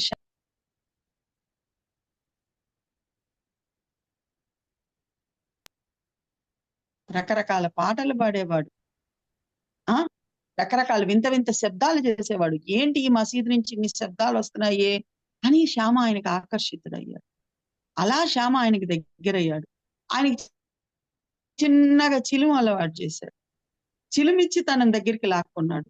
చిన్నగా ఒక్కొక్క రవా అతన్ని మార్చి ఆ 5 రూపాయలు ఉద్యోగం కూడా వదిలిపెట్టేసి బాబా దగ్గరే ఉంటూ, బాబా దగ్గరే సేవ చేస్తూ, తనం స్వయం వైద్యుడై ఉండి కూడా ఎక్కడో వేలు పెడితే చిటికిన వేలికి పాము గరిస్తే చిన్న పిల్లాడికి తిన్నట్టు ద్వారకామాయికి పెరిగిస్తాడండి. స్వయం వైద్యుడు ఆయన. స్వయం వైద్యుడు. వేరే వాళ్ళు చెప్తున్నారు విఠోబా మందిరంకి పోదామని, నిమోన్కర్ చెప్తూ ఉన్నారు ఊది పూసుకో తగ్గిపోతుందని. లేదు లేదు నేను నా బాబా దగ్గరికే పోతానని చిటికెన వేలు పట్టుకొని పరిగెత్తొచ్చే స్థితికి 60 ఏళ్ళ అతన్ని ఎంత పసిబిడ్డగా మార్చాడండి సద్గురు. అంటే ఆయనపై ఆధారపడిపోయేటట్టు మార్చాడు. మనం అందరం కూడా నేర్చుకోవాల్సింది అదే. నాకేదో వచ్చు, నాకేదో తెలుసు, నేనేదో చేసేస్తాం అనుకున్న రోజులు మనకి బాబాకి మధ్య పెద్ద గోడ ఉంటుంది. నూనె వాడి గోడ ఉంటుంది, బాగా నూనెతో నిండిన గోడ, జిడ్డు గోడ ఉంటుంది. నేనేం లేదు బాబా, నేను జీరో, నువ్వు హీరో. వాళ్ళందరూ అదే చేశారు. నేను జీరో, నువ్వు హీరో అయ్యా. ధూమాలు అదే పని చేశారు. ఒక కాకా మహాజని బయలుదేరి వస్తున్నాడు ధనంశ్రీ టక్కర్తో, తన యజమానితో వస్తున్నాడు. నువ్వు నాతో పాటే తిరిగి వచ్చేయాలి, సరేనా, జాగ్రత్త అన్నాడు. అది నా చేతుల్లో లేదనేసాడు. ఒకటే మాట, మీతో పాటు తిరిగి వచ్చేది నా చేతుల్లో లేదు, నా తండ్రి పంపిస్తే వస్తా, ఎన్ని రోజులు ఉంచుకుంటే ఉంటా. ఎలా ఆధారపడిపోయారు. అదే మనం ఏం చేస్తాం, బాబా దగ్గర రిక్వెస్ట్ చేసుకుంటాం, బాబా ఉద్యోగం ఊడిపోతుందయ్యా, తొందరగా పంపించేయ్యా నన్ను, నేను పోకపోతే అక్కడ లీవ్ లెటర్ ఇకపోతే నన్ను తీసేస్తారయ్యా. ఆయన స్వయం యజమానిని పిలుచుకొచ్చుకుంటూ కూడా ధరంశ్రీ టక్కరు ఆయన అడుగుతున్నాడు, నువ్వు నాతో పాటు తిరిగి వచ్చేస్తావా అని అడుగుతున్నాడు. సారీ అండి, మీరేమనుకోబాకండి, అది నా చేతుల్లో లేదని చెప్తున్నారు వాళ్ళు. బాబా ఏం చేశాడు, 3 రోజులు ఉంచుకొని ఆయనతో పాటే పంపించాడు. ఎందుకు పంపించాడు, ఈ 3 రోజుల్లో బాబా పట్ల ప్రేమ అతనికి పెరిగింది. ఇప్పుడు వెళ్ళాడు అనుకోండి, దారంతా నీకు బాబాతో ఎలా అనుబంధం ఏర్పడింది, నీకేం అనుభవాలు ఇచ్చారు, ఇంకెవరన్నా అనుభవాలు చెప్పు, ఇవే మాట్లాడతాడుగా. ఇంకా ప్రేమ దృఢపడుతుందిగా బాబా పట్ల. అసలు తనతో సంబంధం లేని వాళ్ళని అందరినీ ఎలా లాక్కొచ్చుకుంటాడు అండి బాబా. అలాగే మనందరినీ కూడా లాక్కొచ్చుకున్నాడు. అలాగే మనందరినీ కూడా కూర్చోబెట్టుకుంటున్నాడు. అలాగే మనందరికీ కూడా స్పూన్ ఫీడింగ్ ఇస్తున్నాడు. ఇంట్లో ఒక్కరం ఆయనకి సంబంధించిన వాళ్ళం అయిపోతే చాలు, అందరినీ ఒక్కొక్కరిని లాగేసుకుంటాడు బాబా, లాగేసుకుంటాడు. ఎందువల్ల ఆయన సంసారం చాలా పెద్దదండి, మన సంసారం చాలా చిన్నదండి. ఆయన సంసారం ఈ జగమంత కుటుంబం ఆయనది, మళ్ళీ ఏకాకి జీవితం ఆయన. అవునా కాదు, ఆయనకి ఎవరు లేరు. ఆయనే చెప్పాడు, మీకైతే ఒకరికొకరు ఉన్నారు, నాకు ఎవరూ లేరు, అల్లాయే అల్లా. అందుకే మన ప్రేమ కోసం ఆయన తహతహలాడుతాడు, మన మీద అపరిమితమైన ప్రేమను కురిపిస్తాడు. ఒకసారి పురందరే ఫెన్సింగ్ కడుతూ ఉన్నాడండి, లేదా పల్లకికి రూమ్ కడుతూ ఉన్నాడు, పల్లకిని ఉంచడానికి. ఆ పనిలో ఉంటూ భోజనానికి రాలి ఈయన తిరుగుతున్నాడు, బచ్చర్లు తిరుగుతున్నాడు, ఈయన పచ్చర్లు తిరుగుతున్నాడు, ఇటు నుంచి అట్ట తిరుగుతున్నాడు, తిట్టిపోస్తున్నాడు అతన్ని, వాడిని దిగమని చెప్పండి అంటున్నాడు.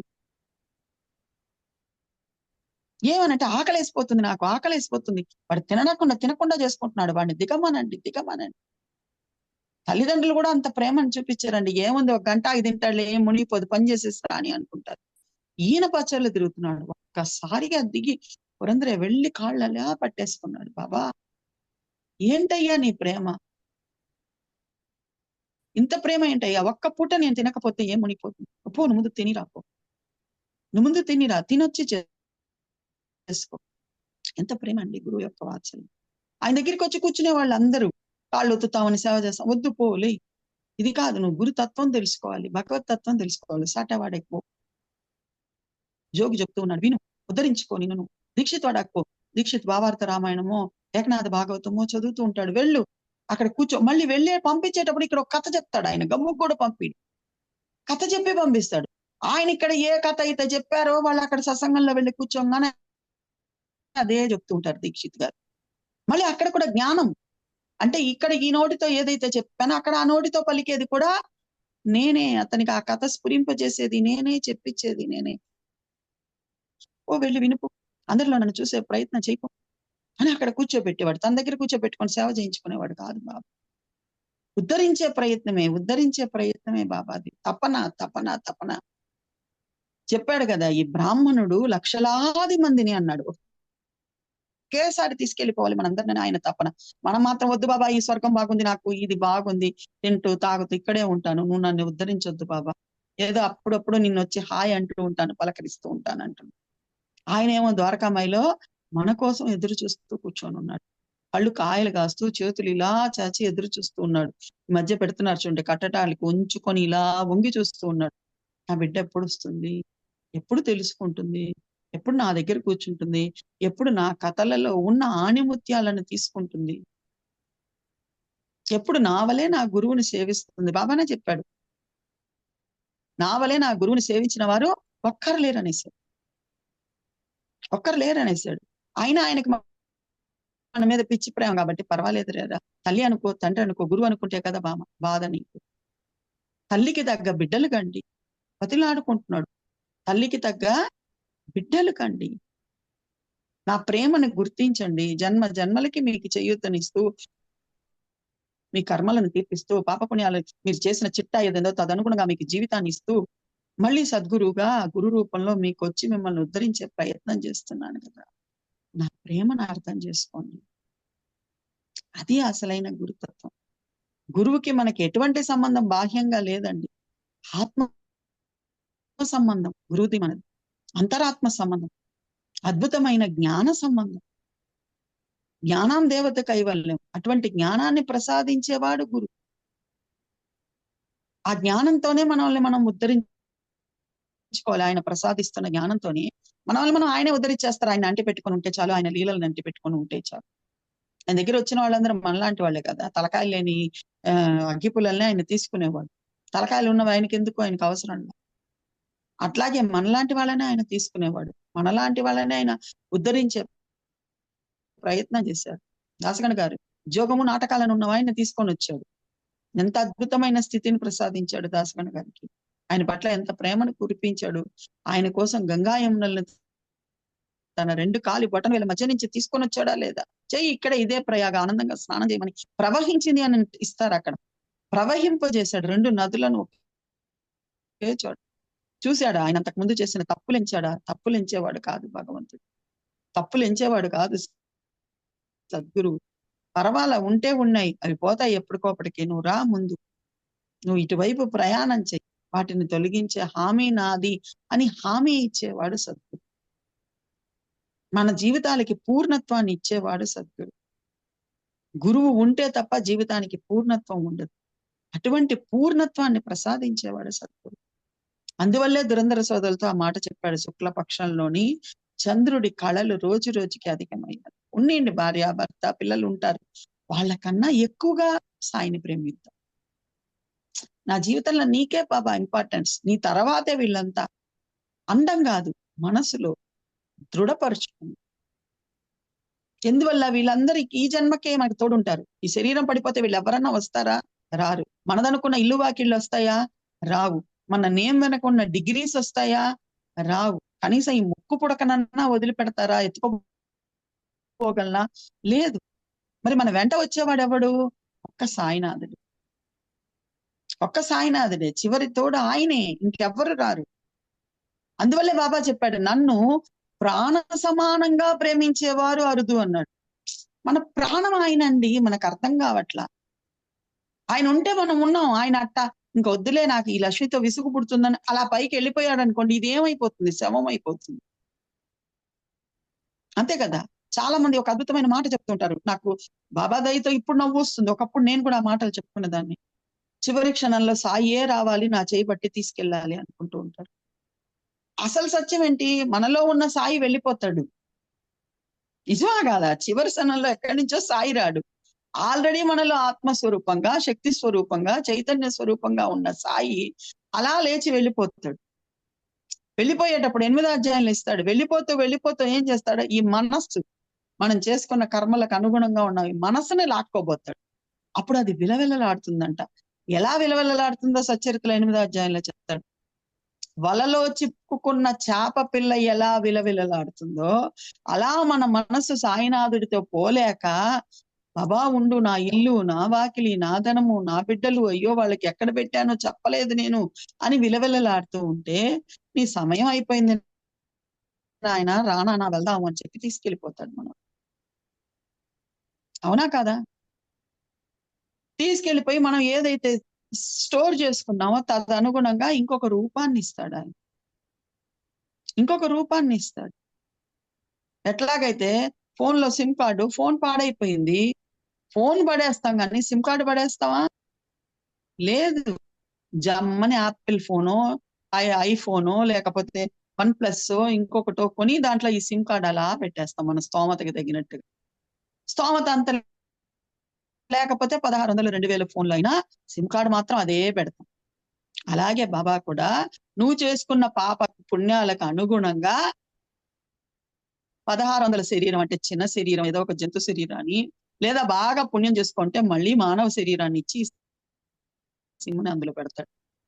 కానీ ఆయన కృప ఎటువంటిదంటే ఈ జన్మలో అన్నా తెలుసుకుంటామేమో అని మళ్ళీ ఆయన కరుణను కురిపిస్తూ శక్తి రూపంగా, చైతన్య రూపంగా మనలోనే ఉంటాడు. అందుకే కదా ఆ పులి తెలుసుకొని, ఎంత అద్భుతమైన ప్రేమ అండి బాబా. ఒక పులిని కూడా ఉద్ధరించాడు కదా మన తండ్రి. క్రూర జంతువు కదా, కానీ అది పశ్చాత్తాపపడింది. పూర్వ జన్మలో తాను ఏదైతే చేసుకున్నదో, ఒక భక్తుణ్ణి దూషించిందో అది అర్థమైంది. దాని వల్ల ఈ రోజు నాకు ఒక అమాయక భక్తుణ్ణి దూషించాడు, దాని వల్ల ఇప్పుడు నాకు ఈ జన్మ లభించింది అన్న సత్యాన్ని తెలుసుకొని పశ్చాత్తాప పడుతూ ఉంటే బాబా ఎంత అద్భుతమైన లీల చేశాడండి. ఆ పులి పశ్చాత్తాప పడేది ఆయనకి తప్ప ఎవరికి తెలుస్తుంది? సర్వాంతర్యామి కదా, అంతటా ఉన్నవాడు కదా. వాళ్ళు ఏదో ఊరికి ప్రయాణం అయిపోతూ ఉంటే వాళ్ళ చెవిలో షిరిడీలో ఒక అవలియా ఉన్నాడు, ఆయన ఈ రోగాన్ని తగ్గిస్తాడు, ఆయన దగ్గరికి తీసుకెళ్ళండి అని పడేటట్టు చేసి, లేకపోతే పులి రాగలదా వాళ్ళ ముగ్గురిని తప్పించుకొని బాబా దగ్గరికి? రాగలదా? రాలేదు. బాబా యొక్క దయ అందే చెప్పింది నేను గురు ప్రేమ. ఇంకొక వారమేముంది బాబా అవతారాన్ని చాలించబోతున్నారు. అప్పుడు కూడా ఉద్ధరించే ప్రయత్నమే చేశాడు. ఇప్పుడు కూడా అవతారాన్ని ఏం చాలించలేదు. నా సమాధి అనంతరము నేను అప్రమత్తుడిని, నా ఎముకలు మీతో మాట్లాడడం మీరు వింటారని చెప్పేశాడు ఆయన. అది మనందరికీ సాక్షిభూతంగా ఈనాటికి మన కళ్ళ ముందు కనిపిస్తున్నాడు. మనకి ఎన్నో అద్భుతాలు చేస్తూ ఉన్నాడు. ఆయన ఉన్నానన్న సాక్ష్యాల్ని మనం అడగకుండానే కోకొల్లలుగా ఇచ్చేస్తూ ఉన్నాడు. కోకొల్లలుగా ఇస్తున్నాడు, 1, 2 కాదు. అయినా అక్కడ అవతారాన్ని చాలించే వారం ముందు కూడా ఆయన పని ఉద్ధరణి. ఎక్కడో ఉన్న పులికి వాళ్ళు ఆ దర్వేషులకి ఆ మాట వినేటట్టు చేసి షిరిడీకి తన దగ్గరికి రప్పించుకొని దాని కళ్ళల్లో కళ్ళు పెట్టి చూసి దాన్ని ఉద్ధరించి, అది కూడా ముమ్మారు టపా టపా నాకు తెలిసింది తండ్రి, నా తప్పు తెలుసుకున్నానని చెప్పిందో ఏం చెప్పిందో ఒక గర్జన గర్జించి ముమ్మారు తన తోకని అలా కొట్టి ఆయన పాదాల దగ్గర శిరస్సు ఉంచి తను తాను తరింపజేసుకుంది. సో ఆ సిమ్ కార్డు వెళ్ళి పులిలో పెట్టిన సద్గురు కృప మాత్రం ఉందండి. సిమ్ కార్డు తీసుకెళ్లి మేకలో పెట్టిన సద్గురు కృప ఉంది కాబట్టి ఆ మేకల మంద పోతూ ఉంటే ఆ 2 మేకల్ని 32 రూపాయలు పెట్టి కొని తన దగ్గర ఉంచుకొని వాటికి కడుపు నిండా పప్పులు పెట్టి వాటిని నిమిరి తన చేతి, అసలు సద్గురు ప్రేమ చెప్పలేమండి, చెప్పనలివి కాని ప్రేమ ఆయన. ఆయనకి ఏం పట్టింది? వాళ్ళిద్దరు కొట్టుకోజొచ్చారు కదా, శిక్షించాలి గాని శిక్షించేవాడు కాదండి సద్గురు. జాలి పడేవాడు. అయ్యో మీరు ఇలా చేశారా, నేనేం చేసేది, మీ కర్మల ద్వారా నా చేతులు కట్టేశారు కాబట్టి ఈ జన్మ ఇచ్చాను, అయినా నా ప్రేమ ఊరికే ఉండలేకపోయింది, మిమ్మల్ని దగ్గర తీసుకుంటున్నాను అని దగ్గర తీసుకొని వాటికి 2 కేజీలో 1 కేజీ పప్పు తెప్పించి కడుపు నిండా పెట్టి, పాపం పూర్వజన్మలో పప్పు ఇష్టంగా తినేవాళ్ళండి, ఇప్పుడు గడ్డి మేస్తూ ఉన్నారు. ఆయన ప్రేమ చూడండి. వాళ్ళకి నచ్చిన వస్తువు తీసుకొచ్చి అక్కడ పెడతాడండి. ఒక దున్నపోతు పోళీలు తినాలనుకుంటుంది పుట్టినప్పటి నుంచి, ఆ ఒక్కటి దానికి అడ్డంకి అవుతూ ఉంది, ఆ ఒక్క కోరిక. పిలిచాడు, జోగుబారిని పిలిచాడు, అమ్మా బాగా నెయ్యి వేసి దట్టిచ్చి పోళీలు చెయ్యమ్మా అన్నాడు. సరే బాబా చేస్తాను, తర్వాత నీ దగ్గరికి తీసుకురావాలి. వద్దమ్మా, నీ వాకిలి దగ్గర ఒక దున్నపోతు వస్తుంది, దానికి పెట్టమ్మా అన్నాడు. ఆ తల్లి వెంటనే కన్ఫర్మేషన్, ఎన్నో దున్నపోతులు ఉంటాయి, దేనికి పెట్టాలి డౌట్ వస్తుంది కదా. బాబా నేనుండే ఇంట్లో 2 ద్వారాలు ఉన్నాయి కదా, ఎక్కడ వెళ్ళి పెట్టమంటావని. మా నువ్వు పోళీలు చేసిన పూర్తయ్యేటటికి నీ వెనక ద్వారం వైపు ఒక దున్నపోతు వచ్చి నిలబడుతుందమ్మా, దానికి పెట్టమని చెప్పాడండి. ఒక చిన్న కోరిక మనలో మిగిలిపోతే దానికి మనం ఒక జన్మనెత్తితే ఆ కోరికను తీర్చేది కూడా గుర్తు పెట్టుకొని తీర్చాడే సాయినాథుడు. అంతకు మించిన గురు కృప ఏం కావాలి మనకి? ఎందుకు భయం? నువ్వు ఏ జన్మలోకి వెళ్ళినా ఆయన నీ వెంటే ఉన్నాడు, నీతోనే ఉన్నాడు, నిన్ను ఉద్ధరించే ప్రయత్నమే చేస్తూ ఉన్నాడు. నీ కోరికను కూడా గుర్తు పెట్టుకొని తీరుస్తున్నాడు. నీ తల్లిదండ్రి కూడా తీర్చడు, తీర్చి నిన్ను ఉద్ధరిస్తున్నాడు. ఇంకా కోరబాక నాయన, మళ్ళీ నేను దున్నపోతు జన్మ ఇంకో జన్మ ఇవ్వలేను కదా, ఈసారికి చాలా సరే బాబా ప్రశాంతంగా ప్రాణాలు వదిలేశాడు. ఆ తల్లి భయపడిపోయింది, ఇదేంది నేను పోలీలు పడితే ఈ దున్నపోతు చనిపోయింది, ఇదేంది బాబా అని. నీకు తెలియదులేమా అది అంతే వదిలేసాయి అన్నాడు. ఇంకా అంతకు మించిన గురు ప్రేమ ఎక్కడ చూస్తావు, ఎక్కడ చూస్తావు? అటువంటి గురువుని తప్ప ఎవరిని నీ మనసు నిండుగా తలుస్తావు? ఆ నిండుదనాన్ని సంతరించుకోవడమే గురు పౌర్ణమి యొక్క ముఖ్య ఉద్దేశం. ఆ మనసు నిండుగా సాయిని తలవాలి, మనసులో సాయి తప్ప అన్యముల పైన కోరిక తగ్గిపోవాలి. ఈ అన్యములన్నీ నువ్వు ఏవి నీవే అనుకుంటున్నావు, ఇవన్నీ ఆయన నీకు ప్రసాదంగా ఇచ్చినవి. నేను ప్రసాదం అన్న మాట కూడా చెప్పనండి, సభా మర్యాద కోసం ప్రసాదం అంటున్నా. కానీ నా నరాల్లో జీర్ణించుకునింది, మా స్నేహితులు మేము మాట్లాడుకునేది చెప్పేది భిక్షగా పెట్టినవే. భిక్ష, అవునా కాదా? సో ఆయన భిక్ష ఇచ్చాడు ఈ శరీరం మొదట. పోనీలే 35 మార్కులు కూడా రాలేదండి నాకు పూర్వ జన్మల కర్మల వల్ల, పోనీలే ఈ జన్మలో అయినా లక్ష్మి నన్ను తెలుసుకుంటుంది అని 35 మార్క్స్ ఆయన 3 మార్క్స్ 4 మార్క్స్ యాడ్ చేసి టిక్ పెట్టి ఈ జన్మను ప్రసాదించాడు. ఈ జన్మను ప్రసాదించాడు.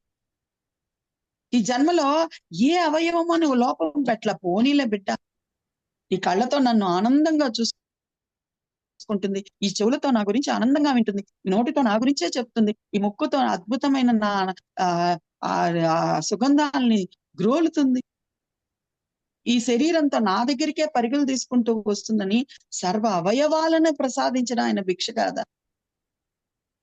ఇంకా ఆడాన్గా ఎన్ని ఇచ్చాడో ఎవరెవరికి ఎన్ని ఇచ్చాడో నేను చెప్పబల్లా, కానీ మెయిన్ భిక్ష బాబా పెట్టిన భిక్ష, బాబా యొక్క ప్రేమ, అద్భుతమైన అనంతమైన ప్రేమ. ఈ 2 కళ్ళతో తృప్తిగా ఆయన చూసుకుంటున్నామే, ఇవి లేకపోతే ఏం చేస్తావు? ఈ 2 చెవులతో సాయి గుణగణాల శ్రవణం చేస్తూ ఉన్నామే, ఇంతకు మించిన ఆనందం ఇంకేమైనా కావాలా?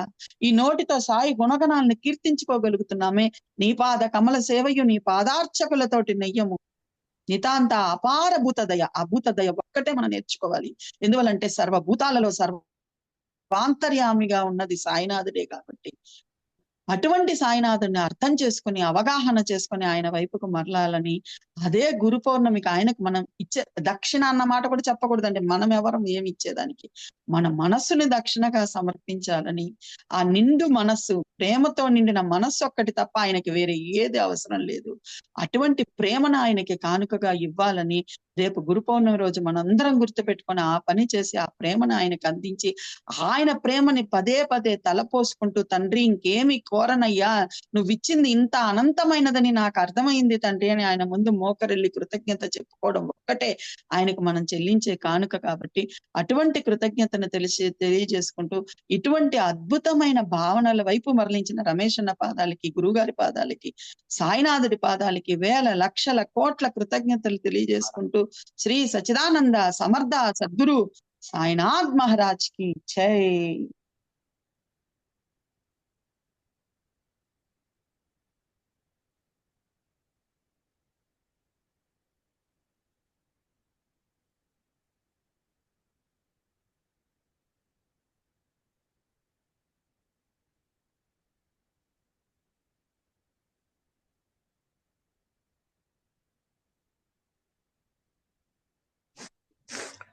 అమ్మా సాయిరామ్ అమ్మా, గురు పౌర్ణమి రేపు, ఇవాళ హాయిగా నేనే అందాం పౌర్ణమి గురించి మాట్లాడుకుంటే చాలా బాగుంటుంది మనసులో అనుకున్నా, నేను అనలేదు. కానీ బాబా గురు పౌర్ణమి గురించే అద్భుతంగా మాట్లాడిచ్చారు. ఎవరైనా ఏమన్నా అడిగినా, ఎవరైనా 2 మాటలు చెప్తే కొంచెం హ్యాండ్ రైస్ చేయండి, అక్కడ మైక్ చేస్తారు, పంచుకుందాం అందరం కూడా ఒక్కొక్క మాట. సాయిరామ్.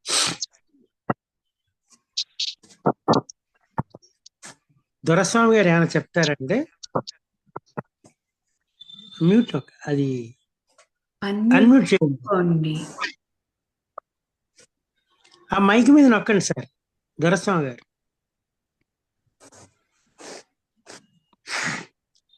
ఆ మైక్ లా ఉంది కదా, దాని మీద నొక్కండి సార్, వినపట్లే.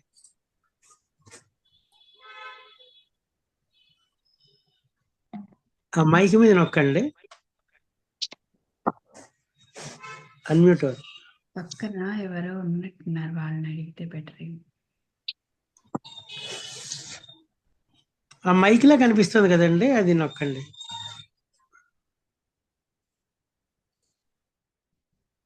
స్క్రీన్ ఒకసారి ఇలా టచ్ చేయండి సార్. టచ్ చేస్తే కింద వస్తుంది మైక్.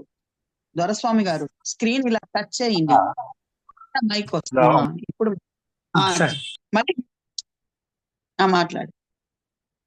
మళ్ళీ మళ్ళీ మ్యూట్ నొక్కేశారు. మళ్ళీ స్క్రీన్ టచ్ చేసి ఇలా అనండి. స్క్రీన్ ఒక్కసారి టచ్ చేయండి.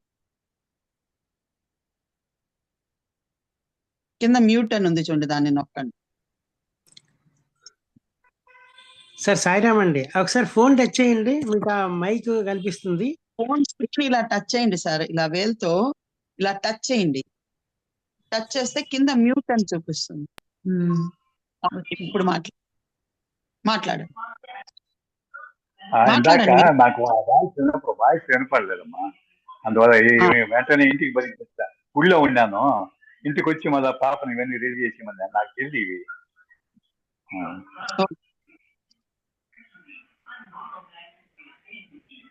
సాయిరామ్ సాయిరామ్.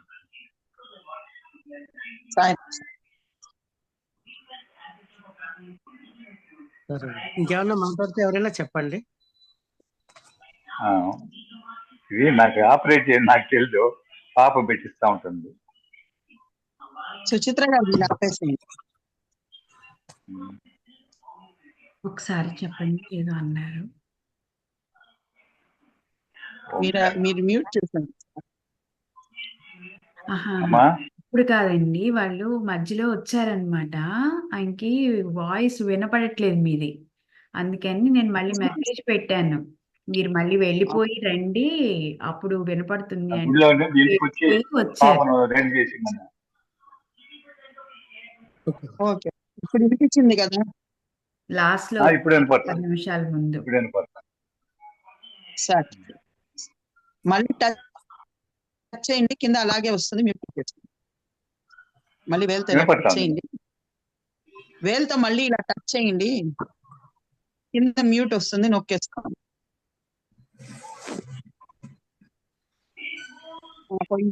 మళ్ళీ ఇంకొకసారి అంతే, వదిలేయండి అయిపోయింది. మళ్ళీ నొక్కండి సార్, వదిలేయండి, ఇంకా వదిలేయండి. సరే సార్, ఇంకెవరైనా చెప్తారమ్మా? ఎవరైనా మాట్లాడతారండి? ఏమైనా డౌట్స్ అయినా సరే, ఏమన్నా కొంచెం యాడ్ చేసినా రత్నాకర్ గారు మాట్లాడండి. చెప్పండి సార్. సాయిరామ్, లక్ష్మమ్మ గారు చాలా బాగా వివరించారు, చాలా థ్యాంక్స్. మరి వారు బాబా గురించి ఏదైతే చెప్పారు గురు పూర్ణిమ రోజు, మరి నాకు ఒక సెంటెన్స్ జ్ఞాపకం వచ్చింది, సాయి సచ్చరితలేదు. ఇన్ని మనకు చేసిన బాబా మరి ఒక అధ్యాయంలో ఏమంటారంటే, నేను మీ మలంలో క్రిమిగా మరి జన్మిస్తే ధన్యుణ్ణి అని అంటారు. జన్మిస్తే ధన్యుణ్ణి అన్నారు రత్నాకర్ గారు. నేను మీ మలంలో ఆ వాక్యాలు ఎలా ఉంటాయంటే, బాబా వారు చెప్పిన మాట, నేను మీ దాసానుదాసుని, మీ అనుగ్రహం వల్ల మీ పాదాల చెంతకు వచ్చాను. నేను మీ మలంలో క్రిమిని, అందువల్ల ఈ సృష్టిలో ధన్యుణ్ణి. మనకి దాసానుదాసుడిగా ఊడిగం చేస్తున్నవాడు పరమాత్మ, సద్గురు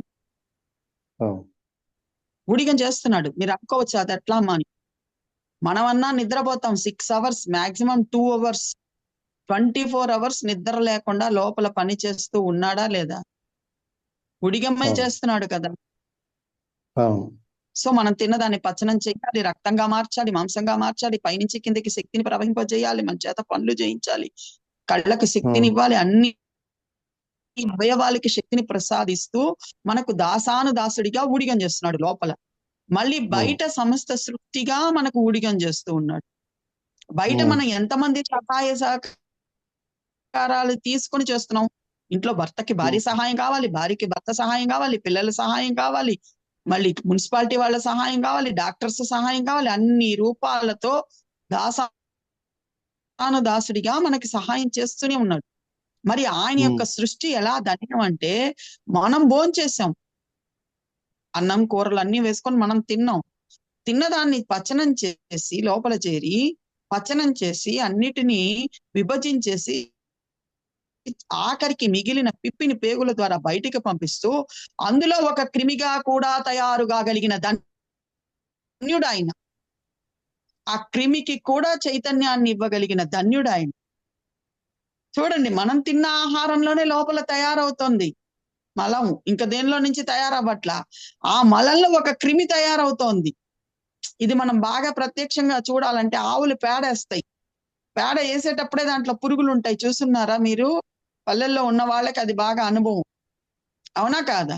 ఆవు పేడలో పురుగులు ఉంటాయి, పేడ పురుగులు అంటాం, అవంటాం ఇవంటాం వాటిని. అంటే ఏంటి, అందులో కూడా ఒక క్రిమిని తయారు చేసి దాంట్లో కూడా చైతన్యంగా ఉన్నవాడు పరమాత్మ. అందువల్ల ఈ సృష్టిలో నేను ధన్యుణ్ణి, నాకు మించిన ధన్యుడు లేడు అంటాడు. అలా సృష్టించగలిగింది ఎవరా? ఎవరు చేయగలడు ఆ పని? పరమాత్మ తప్ప, సద్గురువు తప్ప. అది ఆయన చెప్పేది. సో నీకు దాసాన దాసుడిగా నీ లోపల బయట నేను ఊడిగం చేస్తున్నాను, నన్ను గుర్తించు. అత్తారింటికి దారేది సినిమాలో వాడు అడుగుతాడు చూడండి పవన్ కళ్యాణ్, మేము ఉన్నామని గుర్తించత్తా, గుర్తించు అంటాడు. అట్లాగా ఆయన ఒకడు మనలోను బయట అంతటా ఉండి మనకు ఊడిగం చేస్తున్నాడని మనం గుర్తించాలి. ఈ మాటలు మన నోటికుండా వచ్చినందుకు సాయినామం చెప్పుకోవాలి అంటాడు. సో అందుకని ఒక నిమిషం సాయినామం చెప్పుకోండి అందరూ. అది అర్థమైందా రత్నాకర్ గారు? 10వ అధ్యాయంలో చెప్తారు. 10వ అధ్యాయం సాయి మహిమ వర్ణన. సాయి మహిమ వర్ణించడం 10వ అధ్యాయానికి పేరు. ప్రతి అధ్యాయానికి ఒక పేరు ఉంటుంది. సో సాయి మహిమ వర్ణన, ఆ వర్ణనే మనం ఇప్పుడు చెప్పుకుంటున్నది. ఆ వర్ణనే అక్కడ అద్భుతంగా వివరిస్తాడు. ఆ 10వ అధ్యాయంలోనే ఆయన చీమల దోమల మారి ఎలా అణిమా గరిమా సిద్ధుల ద్వారా ఉయ్యాల పలకెక్కినది ఉంటుంది. అంత శక్తి సామర్థ్యాలు కలిగిన ఆయన తన బిడ్డడైన నానావళి వచ్చి గద్దె నుంచి లేవమనంగానే లేచేస్తాడు. నన్ను లేవమంటావా అని చెప్పించాడు. కుస్తీ పోటీలో నన్ను ఓడించావా అని చెప్పించాడు. పుత్ర వాత్సల్యం గురువుది ఎప్పుడు కూడా. లేచేసినటువంటి వినయం, అంటే అంత అద్భుతాలు చేయగలిగిన ఆయన కూడా వినయం, అవునా కాదా? ఆ వినయాన్ని చూపిస్తాడు. ఆయన యొక్క విశ్వరూప సందర్శనాన్ని ఈ ఓవిల ద్వారా చూపిస్తాడు. చూపించేసి చివరగా ఇవన్నీ నీకు ఎలా లభిస్తాయి నాయన, సత్సంగం చెయ్యి అని సత్సంగం యొక్క మహాత్యాన్ని కూడా 10వ అధ్యాయంలోనే పొందుపరుస్తాడు. సత్సంగం లభించిందా, ఉపదేశాలు వాటంతటికి అవే అందుతాయి అంటాడు. సత్సంగ ప్రాప్తి లభించిందా, ప్రాప్తి అంటాడు. ఉపదేశాలు వాటంతటికి అవే లభిస్తాయి. బాబానే చెప్తాడు, గురుకథా శ్రవణం అనే సత్సంగాన్ని ఆశ్రయించి మీ ప్రాపంచిక వ్యధలను తొలగించుకోండి అండి.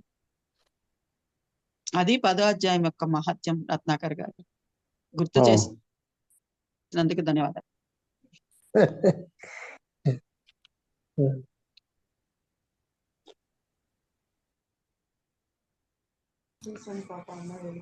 సాయిరామ్.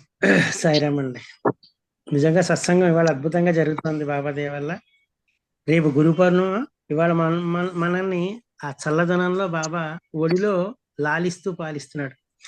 ఒక మాట చెప్పేసి ఆపేసుకుందాం. నిజంగా సత్సంగం యొక్క గొప్పతనం గురించి నిన్న ఎప్పుడో ఒక చోట చదివాయంటే, ఒకసారి వశిష్ఠుడు విశ్వామిత్రుడి దగ్గరికి వెళ్ళేట. వెళ్ళినప్పుడు వాళ్ళిద్దరూ కాసేపు మాట్లాడుకుని వెళ్తుంటే, మామూలు మా ఇంటికి వచ్చినప్పుడు వాయడమో లేకపోతే రిటర్న్ గిఫ్ట్ ఏదో ఇస్తుంటాం కదా. ఆయన ఏం చేశాడు, విశ్వామిత్రుడు వశిష్ఠుడికి 1000 సంవత్సరాలు చేసినటువంటి తపస్సుని ఆయనకి దారపోసాడు. మళ్ళాగా ఏదో ఇంత గిన్నెలు లేకపోతే ఇంత గరిట్లు ఇవ్వడం కాదు కదా, ఇచ్చేటప్పటికి అది పుచ్చుకున్నాడు, వచ్చాడు. మళ్ళీ నెక్స్ట్ ఒక 15 రోజుల తర్వాత ఎప్పుడో మళ్ళీ వశిష్ఠుడి దగ్గరికి మన విశ్వామిత్రుడు వెళ్ళేప్పటికి ఆయన వస్తుంటే రిటర్న్ గిఫ్ట్ కింద ఇవాళ మనం మాట్లాడుకున్న ఈ సత్సంగాన్ని దారపోస్తున్నాను అన్నట్టు. ఈయన చాలా డిసప్పాయింట్ అయిపోయాడు ఎవరు, విశ్వామిత్రుడు. ఏంటి, నేనేమో 1000 సంవత్సరాలు చేసినటువంటి తపస్సు నేను దారిపోస్తే కేవలం ఇవాళ మాట్లాడుకుంది ఇస్తున్నాడు ఏంటి అనేప్పటికీ వెంటనే అడిగేసేట. ఏంటంటే వశిష్ఠుడు ఆయన దగ్గర ఉంచుకోడు ఏది కూడా విశ్వామిత్రుడు. అడిగేసేట. అడిగితే అవునా అని బ్రహ్మ విష్ణు మహేశ్వర దగ్గరికి వెళ్దామంటే బ్రహ్మగారు నాకు తెలియదు కానీ విష్ణు దగ్గరికి వెళ్ళమన్నారు, విష్ణు ఏమో ఈశ్వరుడి దగ్గరికి వెళ్ళమన్నాడు, శివుడి దగ్గరికి. నేను కాదు కానీ ఆ నాగరాజు మన ఆదిశేషు భూమిని భారం మోస్తున్నాడు, ఆయన దగ్గర కనుక్కోండి అన్నాడు. కనుక్కొని ఏది గొప్పది అంటే 1000 సంవత్సరాల తపస్సు గొప్పదా, ఇవాళ మనం మాట్లాడుకున్న ఒక గంట మాట్లాడుకున్నారు, మళ్ళా గంటన్నర మాట్లాడుకున్నారు అనేప్పటికీ అక్కడ ఆ నాగరాజు దగ్గరికి వెళ్తే ఏంటంటే చెప్పారట, నేను 1000 సంవత్సరాలు దారిపోసాను ఇదే. సరే మీరు ఏం చేశారో అది ఇక్కడ చెప్తే, నేను భూమి భారాన్ని మోస్తున్నాను కదా, అది కనుక పైకి లేస్తే అది గొప్పది కింద అన్నట్టు. సరే నేను 1000 సంవత్సరాల తపస్సును దారిపోసాను అంటే ఆ భూమి అలాగే ఉందిట. సరే వశిష్ఠుడు వారు వెంటనే చెప్పారట, నేను ఇవాళ జరిగిన సత్సంగాన్ని ఈయనకి దారపోసానంటే భూమి పైకి ఇలా లేచింట. ఇప్పటికైనా అర్థమైందా సత్సంగం యొక్క గొప్పతనం ఎలాంటిదో? అంటే 1000 సంవత్సరాలకు చేసుకున్నటువంటి తపస్సు కంటే కూడా మనం చేసుకున్న సత్సంగం అంత గొప్పది అని చెప్పడానికి బాబా మనకి ఎంత బాగా నేర్పిస్తున్నాడో చూడండి. ఎందుకంటే మనసులన్నీ కూడా తేలికైపోతాయి, చల్లగా అయిపోతుంది ఒళ్ళంతా. మనం బాబా యొక్క నీడలో ఉన్నాం. అందులో మహాసద్గురు మన అదృష్టం కొద్దీ బాబా మన కోసం మన్ని తీసుకున్నాడు. ఇందా చెప్పారు కదా, ఒక్కొక్కటి తోముతున్నాడని. ఆ తోమేటువంటి ఆ నాణ్యాల్లో మనం కూడా ఒకటి అంతకంటే అదృష్టం ఏముంటుందండి? అంతకంటే ఉన్నాం మనం. ఆయన వారం కాకపోతే ఇక్కడ కూర్చోలేము, కూర్చోలేము. ఆ తోమడం ఏంటి? మన ఎవరు తోముతారండి? మీరు నాకు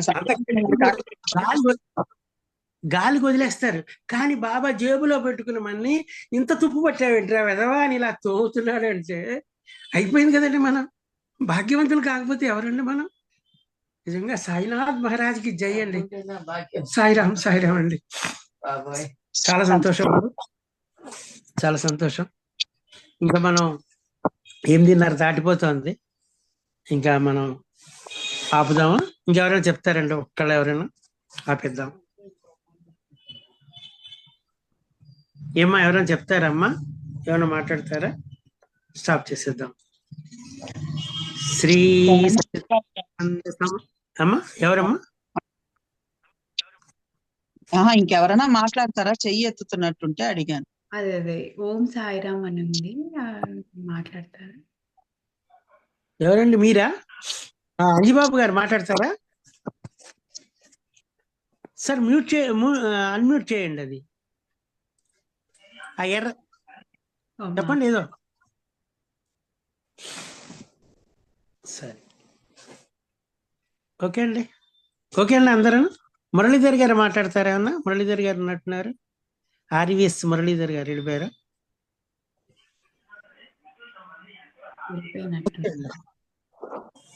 శ్రీ సచిదానంద సమర్థ సద్గురు సాయినాథ్ మహారాజ్ కి జై. సాయిరామ్ అండి.